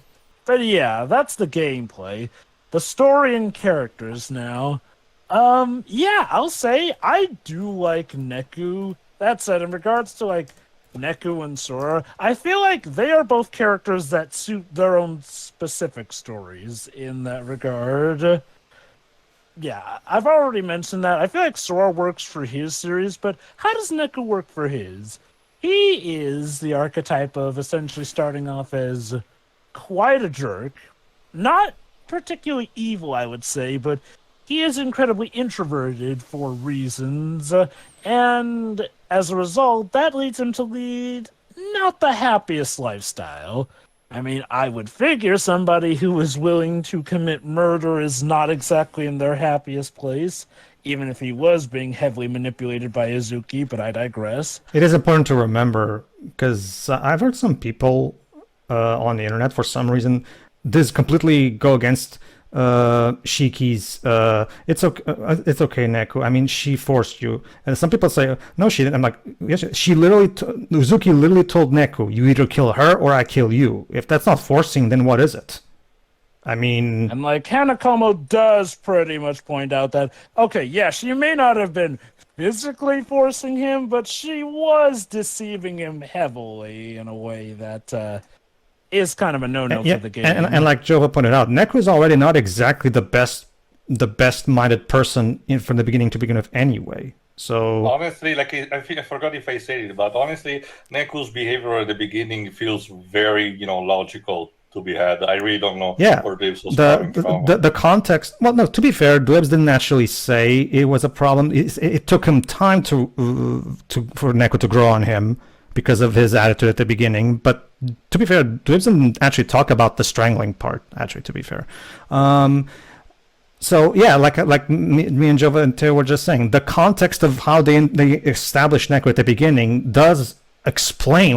Obviously, his actions are painted in a negative light, but they're justified by the characterization. Much like Joel at the end of The Last of Us, killing all the doctors who were basically trying to take his new daughter away from him, and not even try to, being very is of course morally reprehensible, but understandable from the character that's been established up until that point.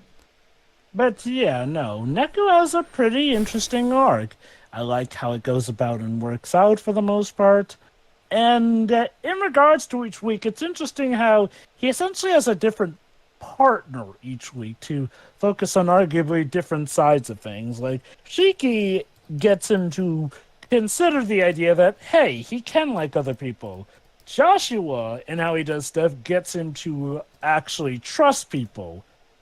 Which is pretty ironic, because Joshua, for all his masterful planning, I'd say was kind of dumb and being a little too much of a jerk. Oh, don't get me wrong, an entertaining jerk, but perhaps a little too much of a jerk to the guy who more or less might decide whether or not you win the plan. Genius. Like, I chalk up Joshua as one of those insufferable geniuses who sometimes acts a little too smart for their own good.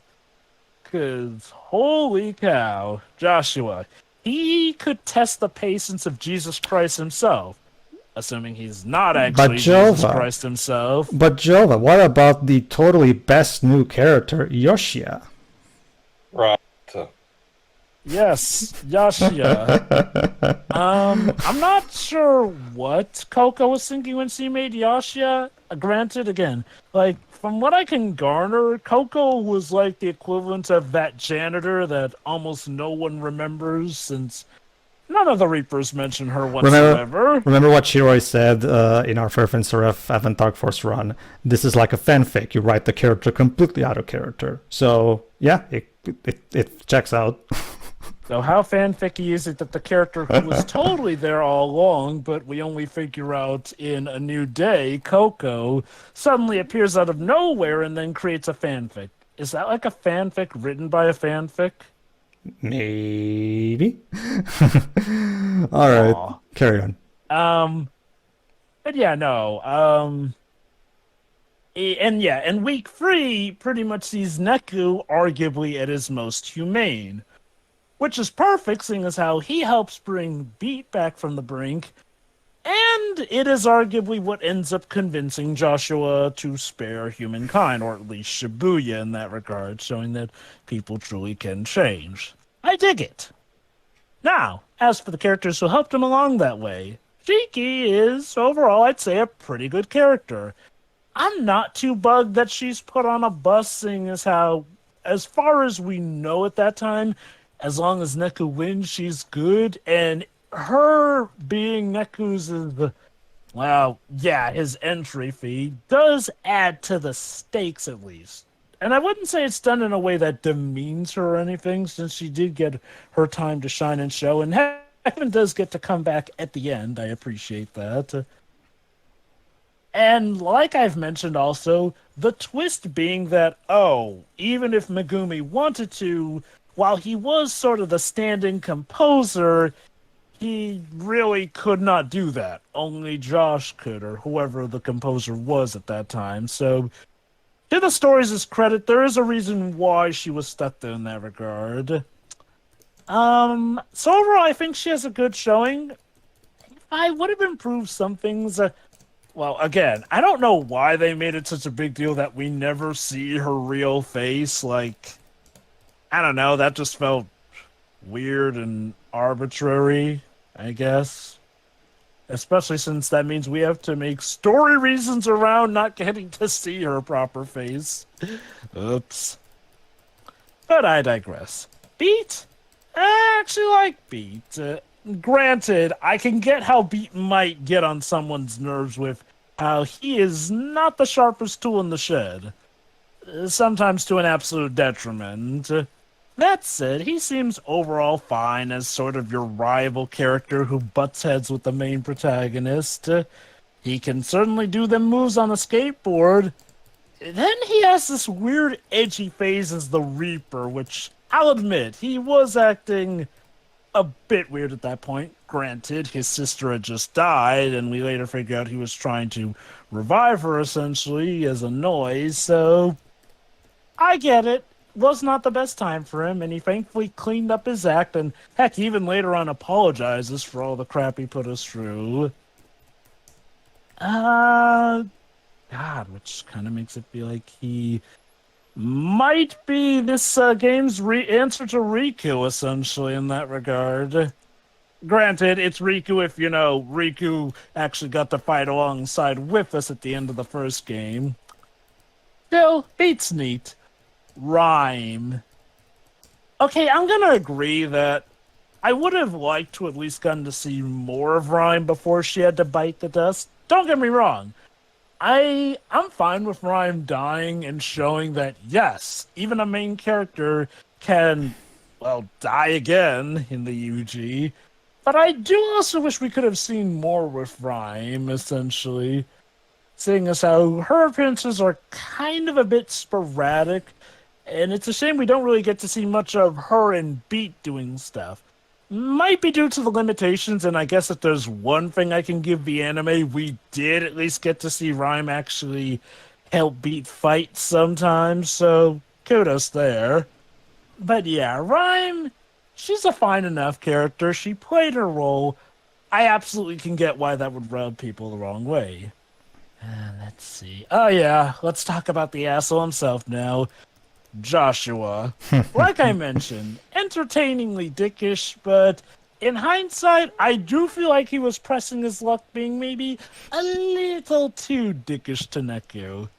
Granted, maybe that is legit just how he is because he is that bored with Shibuya at that point that he was really willing to, or heck, maybe he was interested to see what would happen if Megumi won or whatnot. Gods of dicks. No. We've been over this. Yeah, basically. That said, Jesus, what happened to make you this crabby over all the years? Like, again, you were apparently just fine being crucified, but I guess all those years at the office truly wore down the soul of the strongest. He literally lost faith in humanity, or at the very least the people of Shibuya specifically. Yeah, the implication seems to be that I'm going off of that, I guess each major landmark or sections of the world have, like, their own composers looking after them. Apparently so, yeah. Which, mind you, that was a theory I always had even before the sequel came about, so good to see that turned out right, I'm guessing. But yeah, Joshua is a masterful dick of a villain who does gaslight you into thinking that he legit was gonna be your ally in the end. Which I guess he kind of gaslit himself into being, seeing as how he does spare the world in the end. Well done, Neku. You know what's my low-key best Joshua moment? Low-key. Because obviously, like, best moments are probably like a lot of the banter he has with Neku. But one of my most underrated Joshua moments is when they're in near Toa Records and Joshua reveals to him that Cat is Hanekoma, right? And he starts... and Neku literally starts, well, okay, you can just use your pen to be people's fast. That way you can be popular. And then he starts, no, but I've come to understand that it's probably not a good thing to do that. I should expand my world my own way. And Joshua makes his surprise face and he says, Neku. But then all of a sudden he reverts back to, your face is priceless. That moment can be so easily interpreted with he's starting to have doubts. Like, this person that I picked as my prototypical example of why Shibuya is shit is actually growing up, you know? Which is part of why I am convinced that Joshua's absolutely faking it in the end of the game by suggesting he doesn't care that Neku got shot. Like, gee, Josh, if you didn't care, why was it that you just happened to show up in time to try and save Neku? Look, you have to understand, Joshua is the god of tsundere-ness. And so he's very tsundere himself. He's incredibly tsundere towards Neku. So it really might be a case similar to the Sandman mythos, where instead, like I said, it's more of a title and figures both mythological and real inherit those titles, so they become an aspect of that, even if they were not so originally, maybe. Who knows? Makes you wonder. But yeah, Joshua. Neat and unique concept. Let's transition over to his compatriot, Mr. H, the mysterious angel Hanekoma. He's cool. Well, I mean, legit, that pretty much is his cool, but somewhat shady guy is here. It's interesting how the game really does play up the idea that he might be the main bad guy, only to go, oh no, the main bad guy is actually the main bad guy you've been seeing all along. Well, okay, counting Megumi as the main bad guy, like, I'd say Megumi is the main bad guy of our quest, but Joshua is the main bad guy in the grand scheme of things, if you get what I mean, essentially. Since, ironically, our quest turns out to be one to doom Shibuya, since, well, us winning is what helps Josh win. The twists and turns at hand. And again, he gets away with it. Yeah. But yet somehow we came out on top. Again, thankfully because he had a change in mind. But it turns out Hanekoma was playing all the sides. yeah. The revelation that he was behind Sho. He was behind essentially the machinations of letting us find the way to Megumi's hideout, essentially. Like, Hanekoma was pulling all the strings and, well, lucked out. God, like, I wonder, did Joshua ever find out that Hanekoma was behind a lot of that stuff? Like, that'd be one thing Hanekoma can brag about. He got some over God and lived to tell the tale. Mm-hmm. 'Cause Lord knows it did not end well for Sho. Speaking of which, Sho Minamimoto, everyone's favorite walking, talking calculator. He's Zeta cool, y'all. And, you know, I'll say this, I do dig that each Game Master Reaper does have their own gimmicks. Like, I actually am fine with Higashizawa. Higashizawa. Yeah. I'm actually fine with that guy, you know, even having the food, talking pun thing, because, you know, I actually do dig how it clashes with his design. This big bulky guy who does talk pretty funny. Like Chova said in the playthrough, one thing that's important to remember about the Reapers, the Reapers are nerds themselves, despite the way they look. Yeah, no, he's cool and all. And I dig that.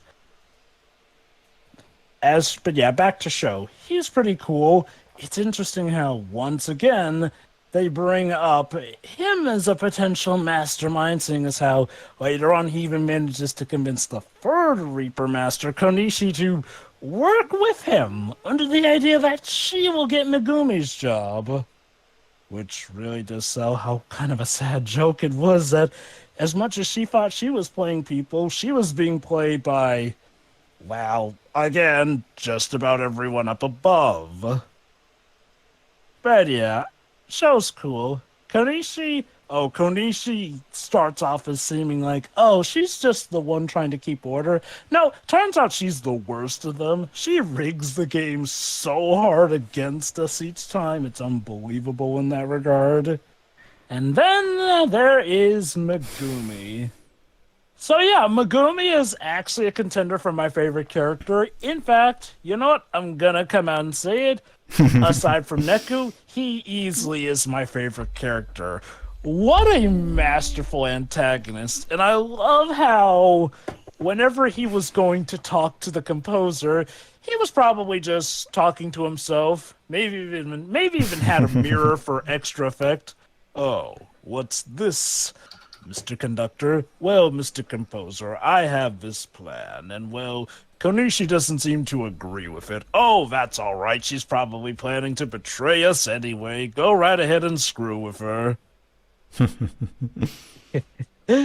Nah, but it's actually honestly all a pretty good twist. And again, part of the reason I really like Megumi is that when you get down to it, again, the way he was trying to save Shibuya was not right, but as far as we know, he was backed into a corner and probably wasn't able to think the best, given that, well, God was planning to pretty much wipe everything out and let God sort out the rest. Indeed. And I love how Megumi has so many phases before defeat. Which, to be fair, for a Square Enix final boss villain, that is our usual bout of business. All well and good. Oh, right. How could I forget also again, as I jokingly call her, the Janitor Reaper, Coco. Nice little addition, especially for someone who was originally an iOS character, essentially. Well, not even that. She was an iOS microtransactions character in that she pretty much oversaw the shop where you purchase stuff for real money. So, yeah, I guess you could say she got a glow up actually being promoted to being story essential. Good for her. Izuki and Kariya are a nice duo as well. Again, I like how they start off as dicks. Well, okay, they are dicks all the way throughout, but they are jerks with layers to them, especially Izuki. Granted, part of me does wonder if maybe Izuki's behavior is partially behavior inspired by a pretty bad upbringing, because holy cow, it seems like in order to be a Reaper, they really want you to be the worst person possible if Konishi is anything to go by. Damn, that woman. Oh boy, she was a piece of work. I will say, while it was a shame that Rhyme did not get to play the biggest part in the story, it was poetic that, even if not in her regular stance, it was nice that Beat and Rhyme get the finishing blow on Konishi. Granted, it would have been nice if this could have been accompanied by Rhyme returning to proper form, but can't get everything. I digress. Outside of the game having the secret report mentioning the nature of the noise, I don't think it explains in entirety if the identity of a person, is still present to some degree.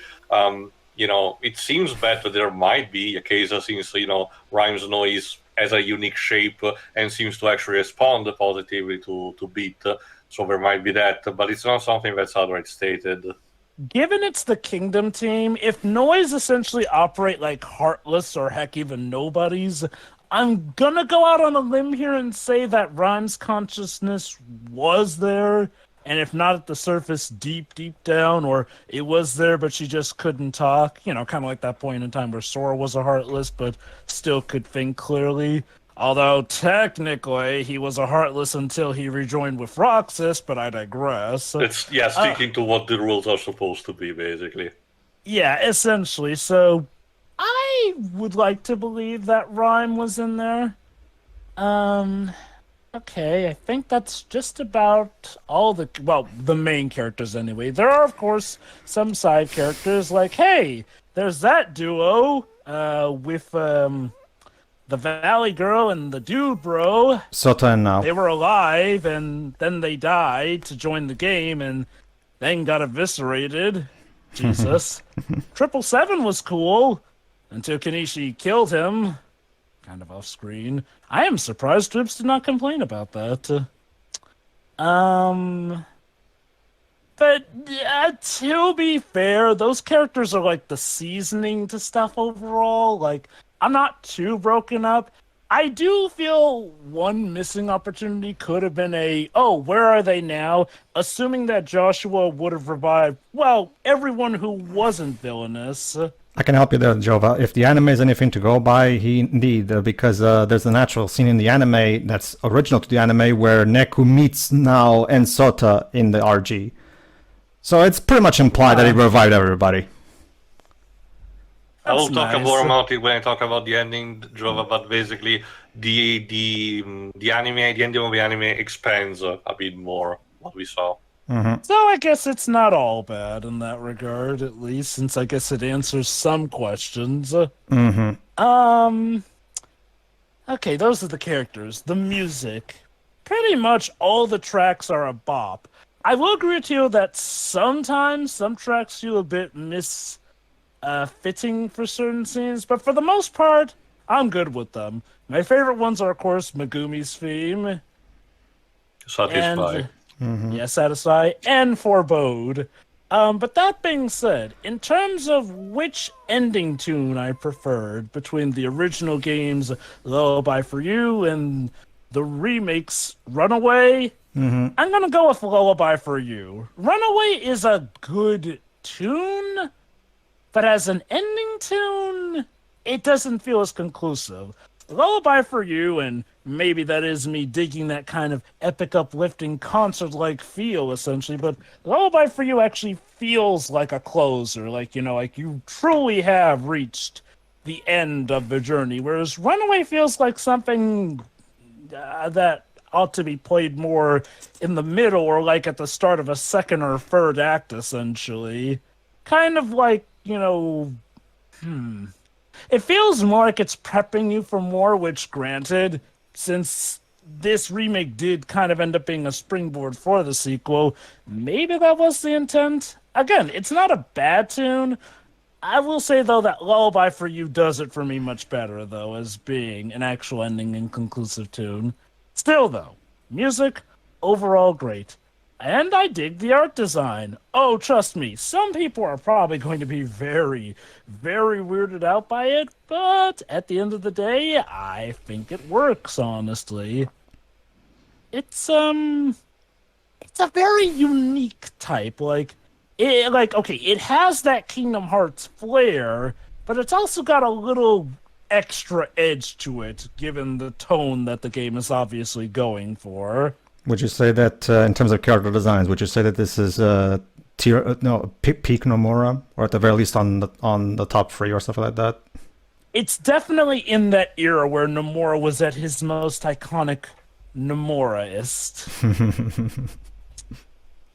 Which, yeah, it's kind of a shame that it seemed like he ramped things back for the sequel, since Yeah. The art style is the same, but the designs are definitely way less edgy. Like, it feels like you said, he went more for realistic in the outfits, which isn't the worst thing, but man, some characters went through severe changes by the looks of them. Still, I digress. Nomura has mellowed out in the last 14 years. Which I do feel did lose us some of the fun, but that's for a later discussion. But yeah, no, overall, like I said, I really like World Ends With You. I feel that there were flaws and definitely rooms for improvement, but overall, what we had was a very nice and unique title, and thank goodness we eventually got that sequel. And, okay, if the plan always was to get a sequel, I guess I should thank the Lord that at least they saved the sequel hinting for when they actually knew they were getting a sequel, because my God, if they had given us a New Day in the original game, and then we had to wait, over a decade to get that sequel, the pain, the absolute pain. Yeah. But hey, like the game said itself, the world is what you make it, and thus your world ends with you. Indeed. TM. Hey, Joe. Indeed. I'll just and I think I've said this before, but Neo does the same thing, having a very conclusive ending. So even if we don't get a third game, I can manage. At least there's not really any loose ends at the end, so it's fine. But before I say my final thoughts, Teo still has some unfinished business. Teo, your thoughts on Mr. H? Yeah, I forgot to talk about him. No, like I said, I still like him too, despite the fact that he's hampered by his own limitations. By as he himself admits.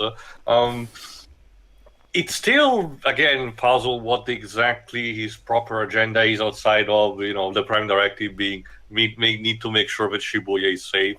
Obviously, because again, there's this whole thing about the hierarchy of angels and stuff that we still don't know that much about. But again, there's a level of entertainment, in that. I kind of wish that the super boss fight against him would have been actually fighting directly, and even as an excuse of, if you want to say, oh, maybe it's too powerful, have an excuse to say, oh, I'm just use a percentage of my power to test you or something. But again, That's my same thoughts with the Joshua fight during another but day again, as well. as Josh himself said, we could not create new sprites and everything, alas. So no, I genuinely, also like him as a result. I guess we'll have to see what how the sequel goes. Pedro. Mhm. Well, didn't you want to maybe discuss a bit more about the anime, though? Oh, sure. I'll sum up very quickly because there's a lot to talk about, and I don't know if we're really in the state to comment it on, because even despite being on Crunchyroll, it might not be that accessible to devs, and it's surely not something that Shiri can see because of its presentation type. Very quick, frantic action. Very intense saturation of colors and a lot of flashing lights. So not exactly made for her. But even beyond that, again, very quickly, the CGI that's used to create the noise in that one is just bizarre to look at. Sometimes it works to give the otherworldly effect, but other times it's just awful. Like, to give you an idea, Jova, every time Rhyme has to perch on top of Beat's, of Beat's shoulder, the jarringness of the Rhyme's 3D model and Beat's 2D animated, person contrast, clash, and they're impossible to really look at it without saying ew, Then the music, as Pedro also noted previously, a lot of the tracks do not return and they are substituted with rather generic, replacement, which is weird because some of the actual tracks are there, so some degree of the discographic rights had to be present in some degree, so I don't know what happened. Then there's the voice acting. While I haven't actually listened to the English dub because we only watched the Japanese dub copies, all the actors were recasted. Again, same problem that Arcanum had in towards League of Legends. All the characters that were supposed to be a recurring voice actor did not have one, possibly for licensing reason, but it still feels lame. I'm sorry. Oh, yeah. And then there's the way it's told, because a lot of the stuff gets quickly summed up, a lot of stuff gets cut away. Makoto's story arc is virtually completely absent, and just to naming one out of all of them. A lot of stuff, there's weird foreshadowing. To give an idea, Jova, because we were watching it alongside, recording this run, but get this, in episode 2, there's a foreshadowing of a mass controlling effect of a red pin that Joshua in the background has to dispel himself, and I was pondering what the hell was going on, and now that the game is over, I still have no idea what the point of that was, because even if it is foreshadowing for Megumi's plan, Joshua actually knowing what's going on just feels something that shouldn't be possible.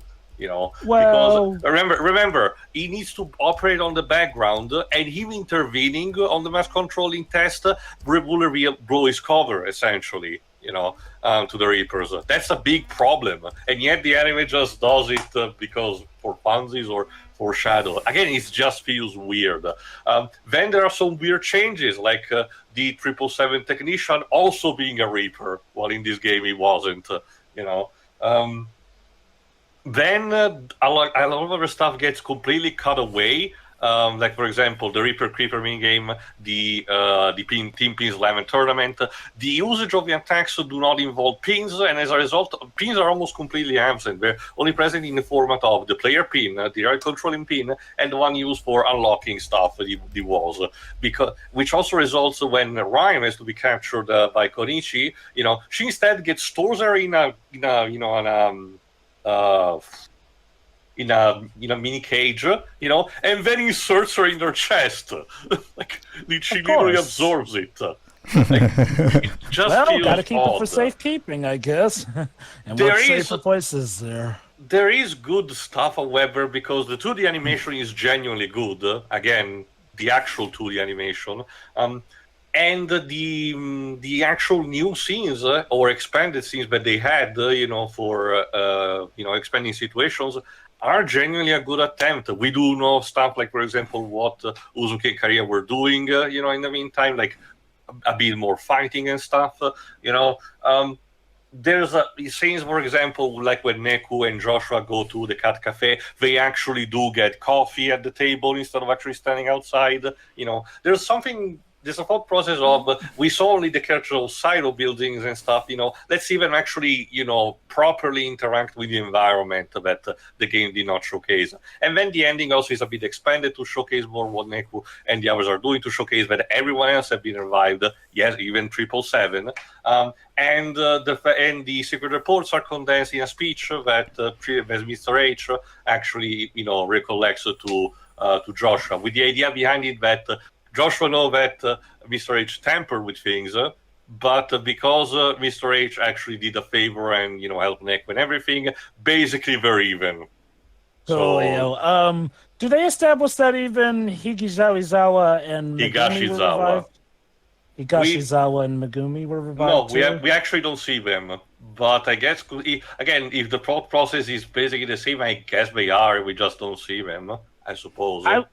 I would assume Konishi might be the one he leaves dead, and Sho, he probably meant to leave dead, especially since, we do know that Sho was dead since Coco had to bring him back again. Christ, I wonder if Joshua is Jesus and he's jealous of how many times Sho has been resurrected compared to him. Also, for the record, neither Another Day nor A New Day are adapted, which is, okay, A New Day, maybe I understand to one degree, but not having Another Day as the last non-canon, bonkers episode is just a crime. As someone who has watched this stuff in stuff like Excel Saga, it's just a crime. I'm sorry. Yeah. Heck, even School Days got 2 extra wacky episodes. Even if I don't like those, even Higurashi had those things. It's kind of like a staple of the anime culture to have the non-canon post-season finale, episode with just have the character fucking things up, all over the place. Come on. Yeah. But admittedly, given their that's limits, I'm guessing. that's kind of it. Overall, it's still a mess and technically not a good effort. But there's a gem of something positive inside that just could not come out. There's that. Pedro. Yeah, might as well throw my 2 cents about the anime itself. Pretty much everything that Till just said. Like, for me, the biggest thing with the anime is how dirty they do week 1. Man, they do week 1 so dirty in the anime, because weeks 2 and 3 are definitely more focused on. But man, I had a feeling that was going to be the case. Man, if you're a Shiki / week 1 fan, you might want to steer clear from this one, because even if there are some good things about the anime, man, what a horrible first impression the anime makes by making the adaptation of week 1 so terrible. Also, just another thing that I forgot for a small detail, Jova, during week 1, we know officially in the anime that Beat cheats at the race because he uses his skateboard. Mm-hmm. Yeah. Whereas in the game they don't specify. It implies he just uses his feet.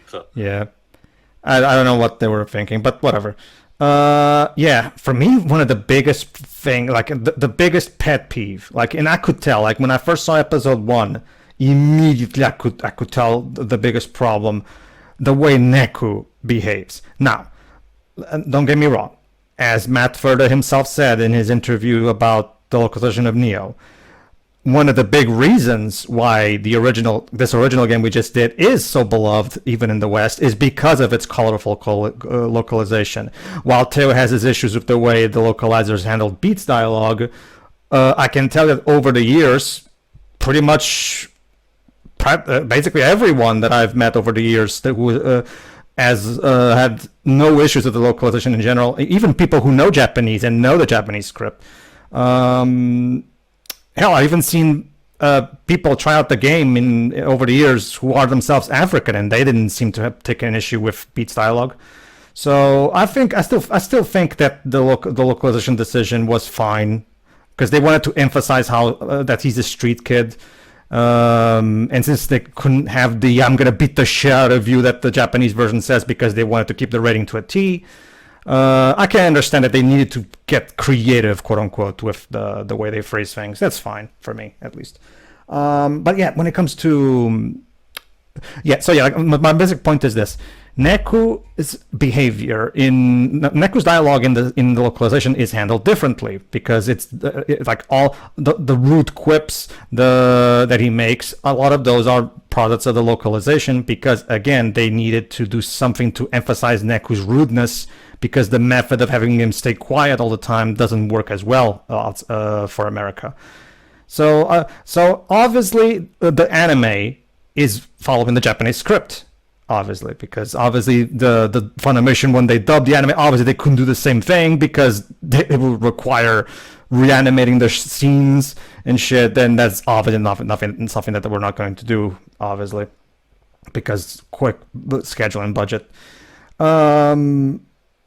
But man, couldn't you at the very least? But here's the thing: even in the Japanese version of Twelve, Neku still snaps at Shiki here and there. You don't even need to watch the Japanese version to see this. You can see plenty of times where Neku's sprite turns into the anger sprite at Shiki a couple of times. So even if he's technically less rude in his dialogue in the original Japanese script, he still occasionally snaps at her. So it's not like he's... but when you take a look at Neku in the anime, he's so passive. Like he barely resists Shiki's speeches. Like he just stays there quiet, saying, "Yeah, okay, fine." And it's just like and remember, like we've explained before, Neku has to be okay. For the sake of Jova, instead of saying bad, I'll say a very flawed person. Neku has to be an extremely flawed person at the beginning of the game. That's for the sake of me. Well, you said that you don't think it's a bad person, so I decided to phrase it. Like, fair enough. I do wonder. You mentioned the sprite thing, and like, I know that granted he may look angry in the sprite, but I wonder if that. Okay, maybe the tone of what they were going for in the script, despite him looking angry, may not have been that snappy, and that's why the anime portrays him as such. I mean, I don't have a direct translation of the Japanese version, and I have seen cases where sometimes Des will use what looks to be a very angry sprite, but the dialogue doesn't come off as that angry. It can be due to the limitations of what sprites just by they do looking have. indeed, the Neko sprite can be interpreted either angry or just annoyed. Let me put it this way: I don't have a Japanese translated script here right next to me, but I've learned from people that I've talked to over the years. Unfortunately, I don't really talk to those people anymore, so I can't really reach for them right now to properly explain. But I remember hearing from people who knew about the Japanese script saying that his dialogue is less snappy, as in, like, for example, first we need to fight in sync, and that's where this all goes to hell. That's a localization line, which again is fine by me because it's a fantastic, hilarious whip, so I'm not complaining there. But Neku still has, for example, that moment that Shiki has and take off your headphones. It's rude. That actually is from the original. A lot of moments where Shiki keeps telling Neku, "Hey, talk to me when I'm talking to you. Just staying there is rude." And Neku just snaps and says, "I don't care if you think I'm rude," and stuff like that. So while he is less quippy in the Japanese script, he still gets angry at her. Even in the Japanese script of the game. But I do recall you telling us earlier, though, that what the Japanese do consider rude does Yes. tend to differ from other countries. So Yes. that's probably the main reason why his dialogue was more mellow. It was something to do in the mannerisms. Oh! It's kind of similar to something that happened with Final Fantasy VIII, where, essentially in the original Japanese version, Squall is, not nearly as abrasive as he is in the localization. and apparently, Partly sorry. due to the fact that No. Sorry for interrupting. Go on, finish. partly due to the fact that it's not entirely his mannerisms. He can be a bit nice, but by the standards of society, he is rude, and that's what he needs to develop out of. Whereas the localization again did something similar to this, and definitely emphasized more the assholes nature of the character and making him a lot more standoffish, at least in the dialogue. Sure. Since I don't care for Final Fantasy VIII, I never actually bothered to check much into it. I'll leave that to Teo, since he seems to be more familiar with that. But for me, when it comes, let me put it this way. Yeah, it's like you said, yes, staying, because in the original Japanese script, from what I've been told, is that in the original Japanese script, what they do is they have Neku stay, all those moments where Neku's just thinking to himself, right? And not talking to Shiki, and Shiki keeps talking to him, but he won't respond, right? In Japan, it's apparently considered rude to just stay there quiet while someone is trying to talk to you, right? And Shiki at some point even says that to him. Neku, I'm talking to you. Would you please talk to me? You're being rude. And there That are... is also considered rude over here to an extent, but I can see how it was better emphasized in the localization.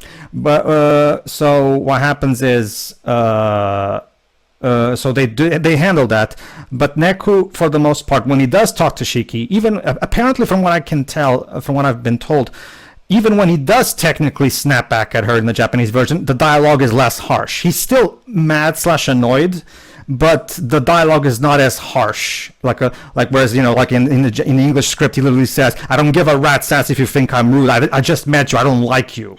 Right? Apparently, in the Japanese dialogue, it's still meant to be him being rude to her, but it's not quite as high rude. That being said, like I've said before, it's important that Neku comes across as a very flawed person with a nasty personality at the beginning, because that's the whole reason why Joshua picked him. So the writers needed to commit to that, and I get that the anime team, for whatever reason, did not commit to that, because we don't even taking aside the Japanese script, they don't even have moments where Neku's just staying there quiet while Shiki's talking to him. Every time Shiki talks to him, he either acknowledges with a nod or flat out talks to her fine. And that basically destroys the whole point of Neku's character arc.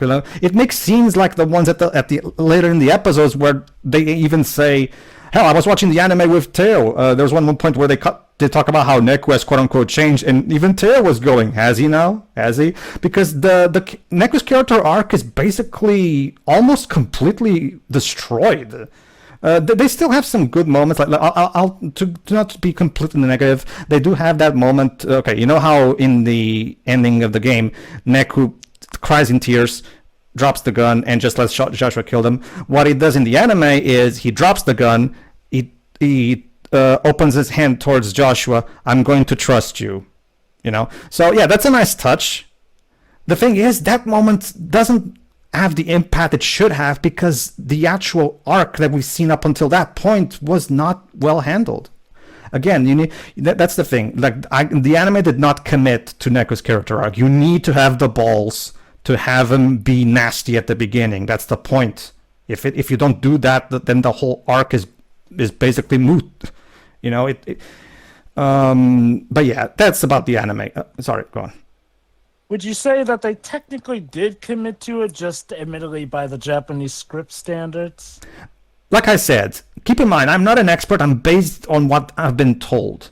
But what I've been told is that Neku still occasionally gets angry at Shiki, even in Japanese. And again, you don't even need to. When you look at the scenes between them, there are moments there are plenty of moments between Shiki and Neku where Neku literally gets angry at her whenever she's trying to talk to him. So you can tell that even in the Japanese script, there were moments where Neku gets angry at her, and Neku never once gets angry at her. in the anime, or rude or anything. And that basically, which makes you wonder, why did Joshua pick him? He doesn't see. I mean, he's no angel or anything, but he's surely there must be worse people in Shibuya than this. You know? I mean, admittedly, Joshua never seemed to be going for who's the worst. He just seemed to be going for a guy who's relatively closed off from people. And admittedly, if Neku's recurring problem was, like, pretty much shutting out Shiki to the point where she had to constantly go for his attention, I guess, to be fair, by the sounds of that, they did still get that point across. My thing, and that would be fine if Neku actually cut himself off from Shiki. But no, every time Shiki addresses him, he seems to have no problem talking to her. That's the problem. Like, if Neku doesn't shut himself out, what's the point? I've actually mentioned that he actually does have a lot of points where he pretty much is not paying attention to her, though. Well, yeah, but we don't get not paying attention. Yes, but there are moments where he can.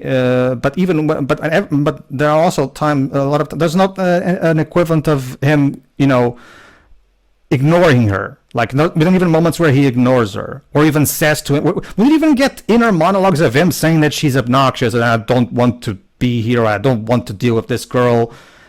We don't get anything like that. Like, his flaws are not properly conveyed. At least in my opinion, they're not. It's regardless. That's the basic point regarding the anime. As for the game itself, okay, I'm gonna try to. Let me start with the negatives because those are the quickest part that I want to talk about. Okay. One of the parts of the presentation is, of course, the speech balloons in the other hand. I love the manga style presentation. Thing is, it clearly needed some improvement, which we will see in the sequel, because a lot of times when you're reading this, like, there are times where it becomes a bit confusing to see which speech balloon this is supposed to refer to. So yeah, that's something that definitely had room for improvement, and fortunately the sequel took care of that. There's also, I'm trying to think, what other... like I said, I don't have a problem with the way Beat's dialogue is. I mean, and I've talked to people, not just Jova, but I've talked to other people as well who are African who don't really seem to have a problem with it, so I'm just going to stand my ground on the fact that the dialogue is fine. As for the music, the whole dissonance thing, personally, I don't have an issue with the tracks and where they're used. I can understand why someone would have, don't get me wrong. Let me see if I can explain it. The way it works when I'm playing Tueri is like this. As I keep playing it and playing it and playing it. Okay, let me make an analogy. You know how when you're on the street, right, and you're going somewhere, and you have your MP3 player or your iPod or whatever it is you use, right, and you're listening to music, right, you're listening to your playlist or something, right? You're so, like, it gets to a point where during your walk you start to the music just starts feeling natural, and it gets to a point where you're like, let's say you're in a store but you're still hearing music on your headphones, right? It gets to a point where you don't even notice the music at some point. It becomes second nature, like, you know what I mean? Like, you're like, the music, like, you start getting used to having music in your ear to the point where you kind of subconsciously don't even notice it, if that makes any sense, right? That's kind of how the soundtrack for this game works for me, to the point where, like, when I'm playing for this game, like, the game is constantly operating as if I'm actually listening to my playlist, which is the point, of course. You're literally hearing the world through Neku's ears. To the point where the music just becomes like something that gets drawn out for me when I'm reading the dialogue. Like, I can still hear it, but at the same time, I'm so used to this music playing that at this point, it's just like, it just feels second nature to me. But that's just how me. But that being said, I understand that some people might still have issue with that, so that's fine. But I personally don't have an issue with the songs and where they're placed and all that stuff. I personally think it's fine. Aside from that, yeah, like, let me go for the easiest part. The art, the visuals. The visuals are absolutely fantastic. Even on the original DS. In the original DS game, they're way more pixelated, so I definitely appreciate the HD-fication of the game's look, because now you can look at all of Nomura's art in crisp HD, which is great. The new mixes are all great. They basically take the same approach that Keiichi Okabe did with the new version of Neo Replicant, where he takes the original tracks and basically just increases the fidelity Like they basically, honestly, when I hear it sounds like basically like on the same level. I can't really notice any outside of the instruments sounding clearer and higher quality. I can't really notice, and of course the voices are less compressed. I can't really notice any difference really, but that's just me. The gameplay is also takes offense. The original game takes offense is basically the best Nintendo DS game ever made. Don't get me wrong, I love Ace Attorney and Layton as much as the next guy, but when it comes to picking a game that's like the ultimate showcase for the DS hardware, it's TWEWY. It uses every single thing this console has. The touchscreen, the microphone, because some pins are actually activated with the microphone, by the way. In the original DS version, like for the HD version, they changed the input for those.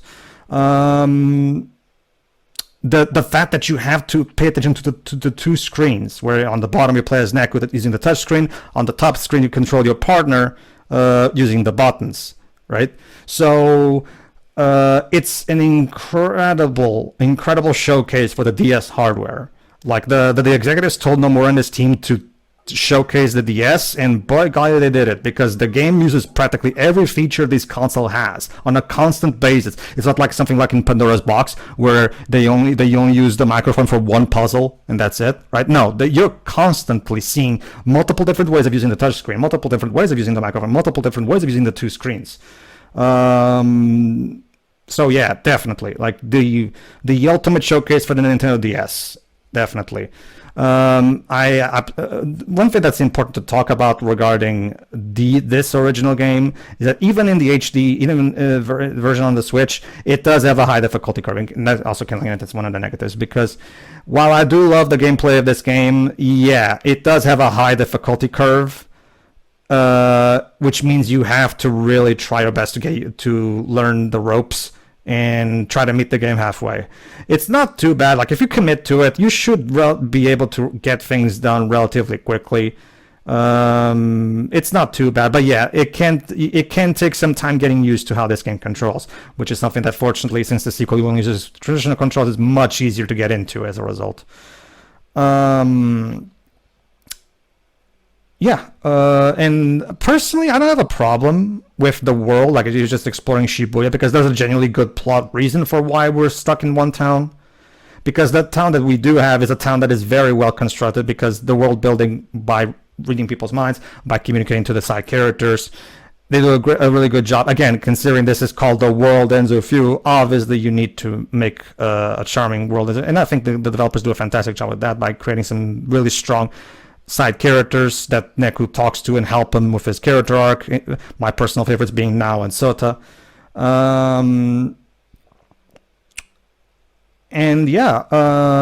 So the world building is also excellent.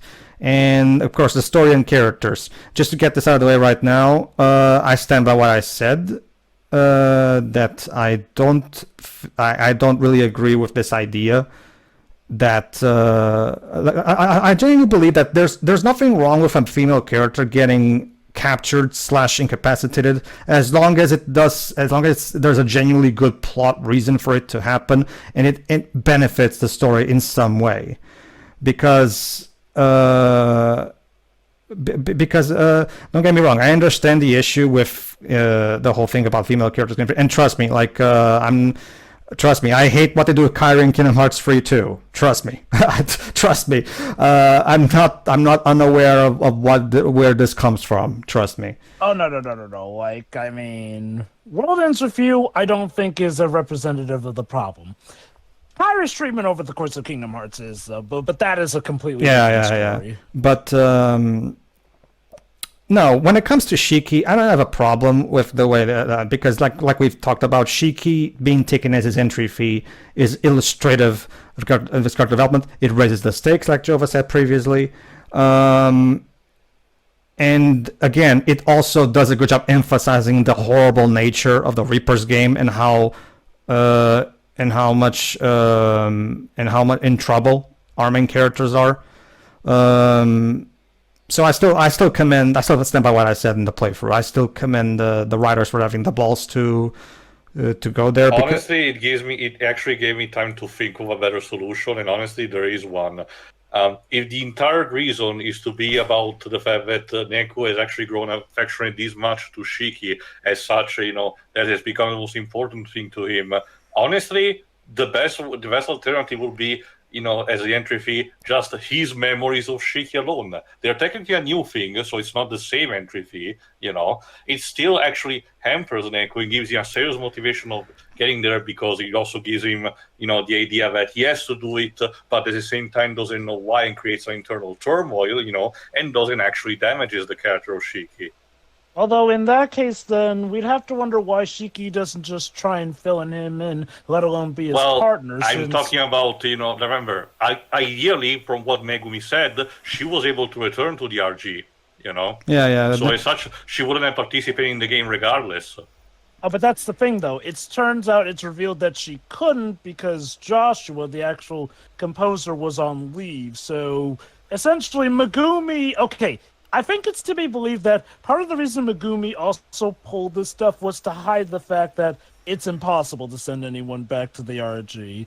Like, the fact that Neku was also the proxy just happened to kill two birds with one stone, essentially. Yeah, I was trying to say that it's important to remember, Teo, that only the composer can. And Megumi was full of shit when he said he could send Shiki back. So that wouldn't work. We need... let me put it this way. Let me put it this way. I feel like when the writers wrote this, they weren't exactly thinking about genders. They were just thinking we need some kind of. Like you said, it is a custom of a Kingdom team to do this. Oh no, I get. Another example: Aqua in Kingdom Hearts 3, right before she has to fight Vanitas. Don't worry, Sora. I'm tired. I'm not anymore having to bound my fate. Immediately gets defeated. I get it. Don't worry, I get it. I'm not talking about Kingdom Hearts though. So I'm talking about the team. Sure, maybe 2 or 3 people are different, but it's still at the same thought process behind it. Sure. Regardless, I don't have a problem with it personally, but whatever. And honestly, I've seen plenty of people play the game over there, and a lot of those were women, and they didn't even seem have a problem with it. But that's basically it. My favorite character is Joshua, because not just because of the religious parallels that Teo already talked about, but also because I absolutely really like how much he's a masterclass on how you write a villainous, despicable character and make him phenomenally entertaining at the same time. Joshua is supremely compelling throughout every single time he's on screen, because his attitude, his complete callousness, but at the same time the subtle moments, and by the way, that's another thing that the anime doesn't really capture, by the way, the subtle little moments where you can kind of see Joshua starting to have doubts as he sees Neku grows right in front of his eyes. He's an incredibly well handled character. For me, it's just fantastic. But to talk about Shiki aside from the other thing as well, an excellent character all around. Like Teo said, a deconstruction of the Genki girl. The thing is, it's more so that they make you think she's a Genki girl, but actually she's not at all that. She's she's just pretending to be one. But yeah, no, excellent there. I also love Beat, and I do like how, in my opinion, is a good example of how you can have a character who is technically an idiot as long as it's done with intent for a specific purpose, which I think they do well with Pete here. I like his backstory and everything involving his love for Ryman, how, of course, his deep soft-heartedness, which is also a nice contrast to his rough exterior. Also, Shooter is amazing. I mean, Who could you possibly like? Shooter is absolutely fantastic satire of the early 2000s anime protagonists. He is so phenomenally entertaining, both in Another Day and in the main campaign. His joke with the drawing is just like absolutely hilarious. Yeah, like Another Day is pretty hilarious, yet also manages to be serious in just its own right sort of way for the context. Indeed. The story overall tackles excellent themes, and the ending is very poignant and does a great job selling you on what's being presented. And yeah, like Jova just said, Another Day is just comedic genius. I'm not even kidding, and I'll say this: the jokes don't just hit; they smash. Like it's amazing. Every single joke hits perfectly. Neku's quips, Shooter's hilarious stupidity, the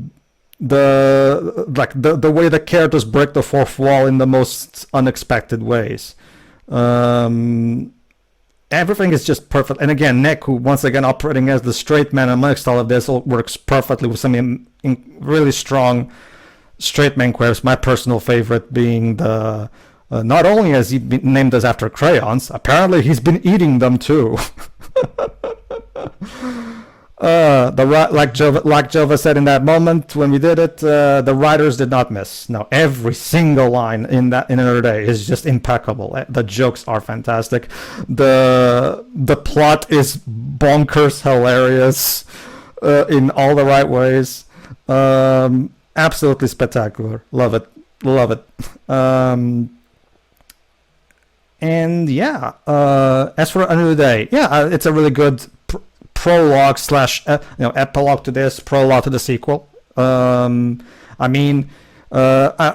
find Coco hilarious. Like, for me, it's one of those things. Regarding her internet lingo, I tried looking things up. While it is true that the Italian script that does not have the internet lingo, I took a good hard look at said script, and yes, the Switch's Italian localization is based on the English script, because they still have the same dialogue that Neku. You can tell by comparing by looking at Neku's dialogue, because Neku's dialogue is clearly based on the English lines.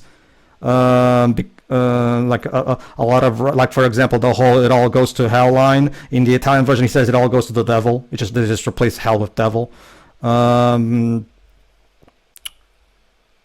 So I don't know if the original Japanese script had Coco use internet lingo, the Japanese internet lingo, I'm guessing. That being said, and I'm sure, I was about to say, Japan lately has been getting more into that internet slang. And even then, remember, like me and Joe have talked about, the overall thought process is always to make a Reaper and give him a gimmick, and have that gimmick be color his or her entire dialogue, as we see with Gashizawa's food and Show's math. Creating a little girl Reaper and giving her internet lingo dialogue, that's exactly something Tatsuya Kanda would do. Tatsuya Kanda. Also for the youngins playing for the first time. Obviously, I haven't looked at the Japanese script, and I've tried searching, but I couldn't find anything. So maybe, for all I know, Japanese Coco doesn't speak like that. But if she does, I wouldn't be surprised in the least, because this is exactly the kind of thing Kanda would do. He totally would do this. No, so even if Japanese Coco doesn't have the internet lingo, I still don't mind it, because this still fits. It does fit how Kanda characterizes his main Reapers.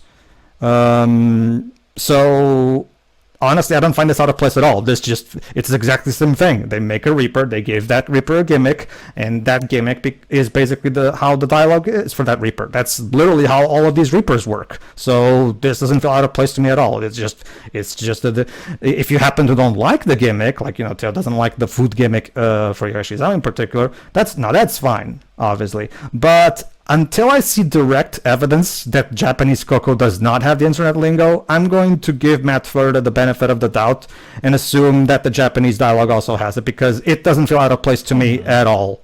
It doesn't at all. Same. And yeah, and yeah, Coco is a really good twist villain.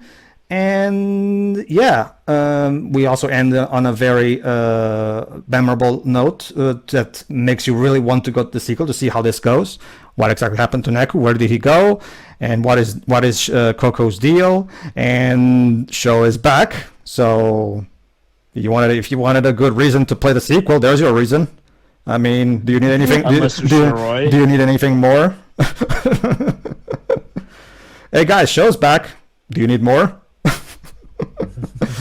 Anyway, yeah, The World Ends With You is, like Nams Campeño said in his review, a modern classic. A compelling story, compelling characters, unique gameplay, fantastic presentation. It's abundantly clear that everybody involved poured their heart and soul into this game. This was a passion project through and through, clearly. And the same thing with both of these games are, because these games don't make money because Square is stupid when it comes to dealing with their marketing for the series, obviously. Every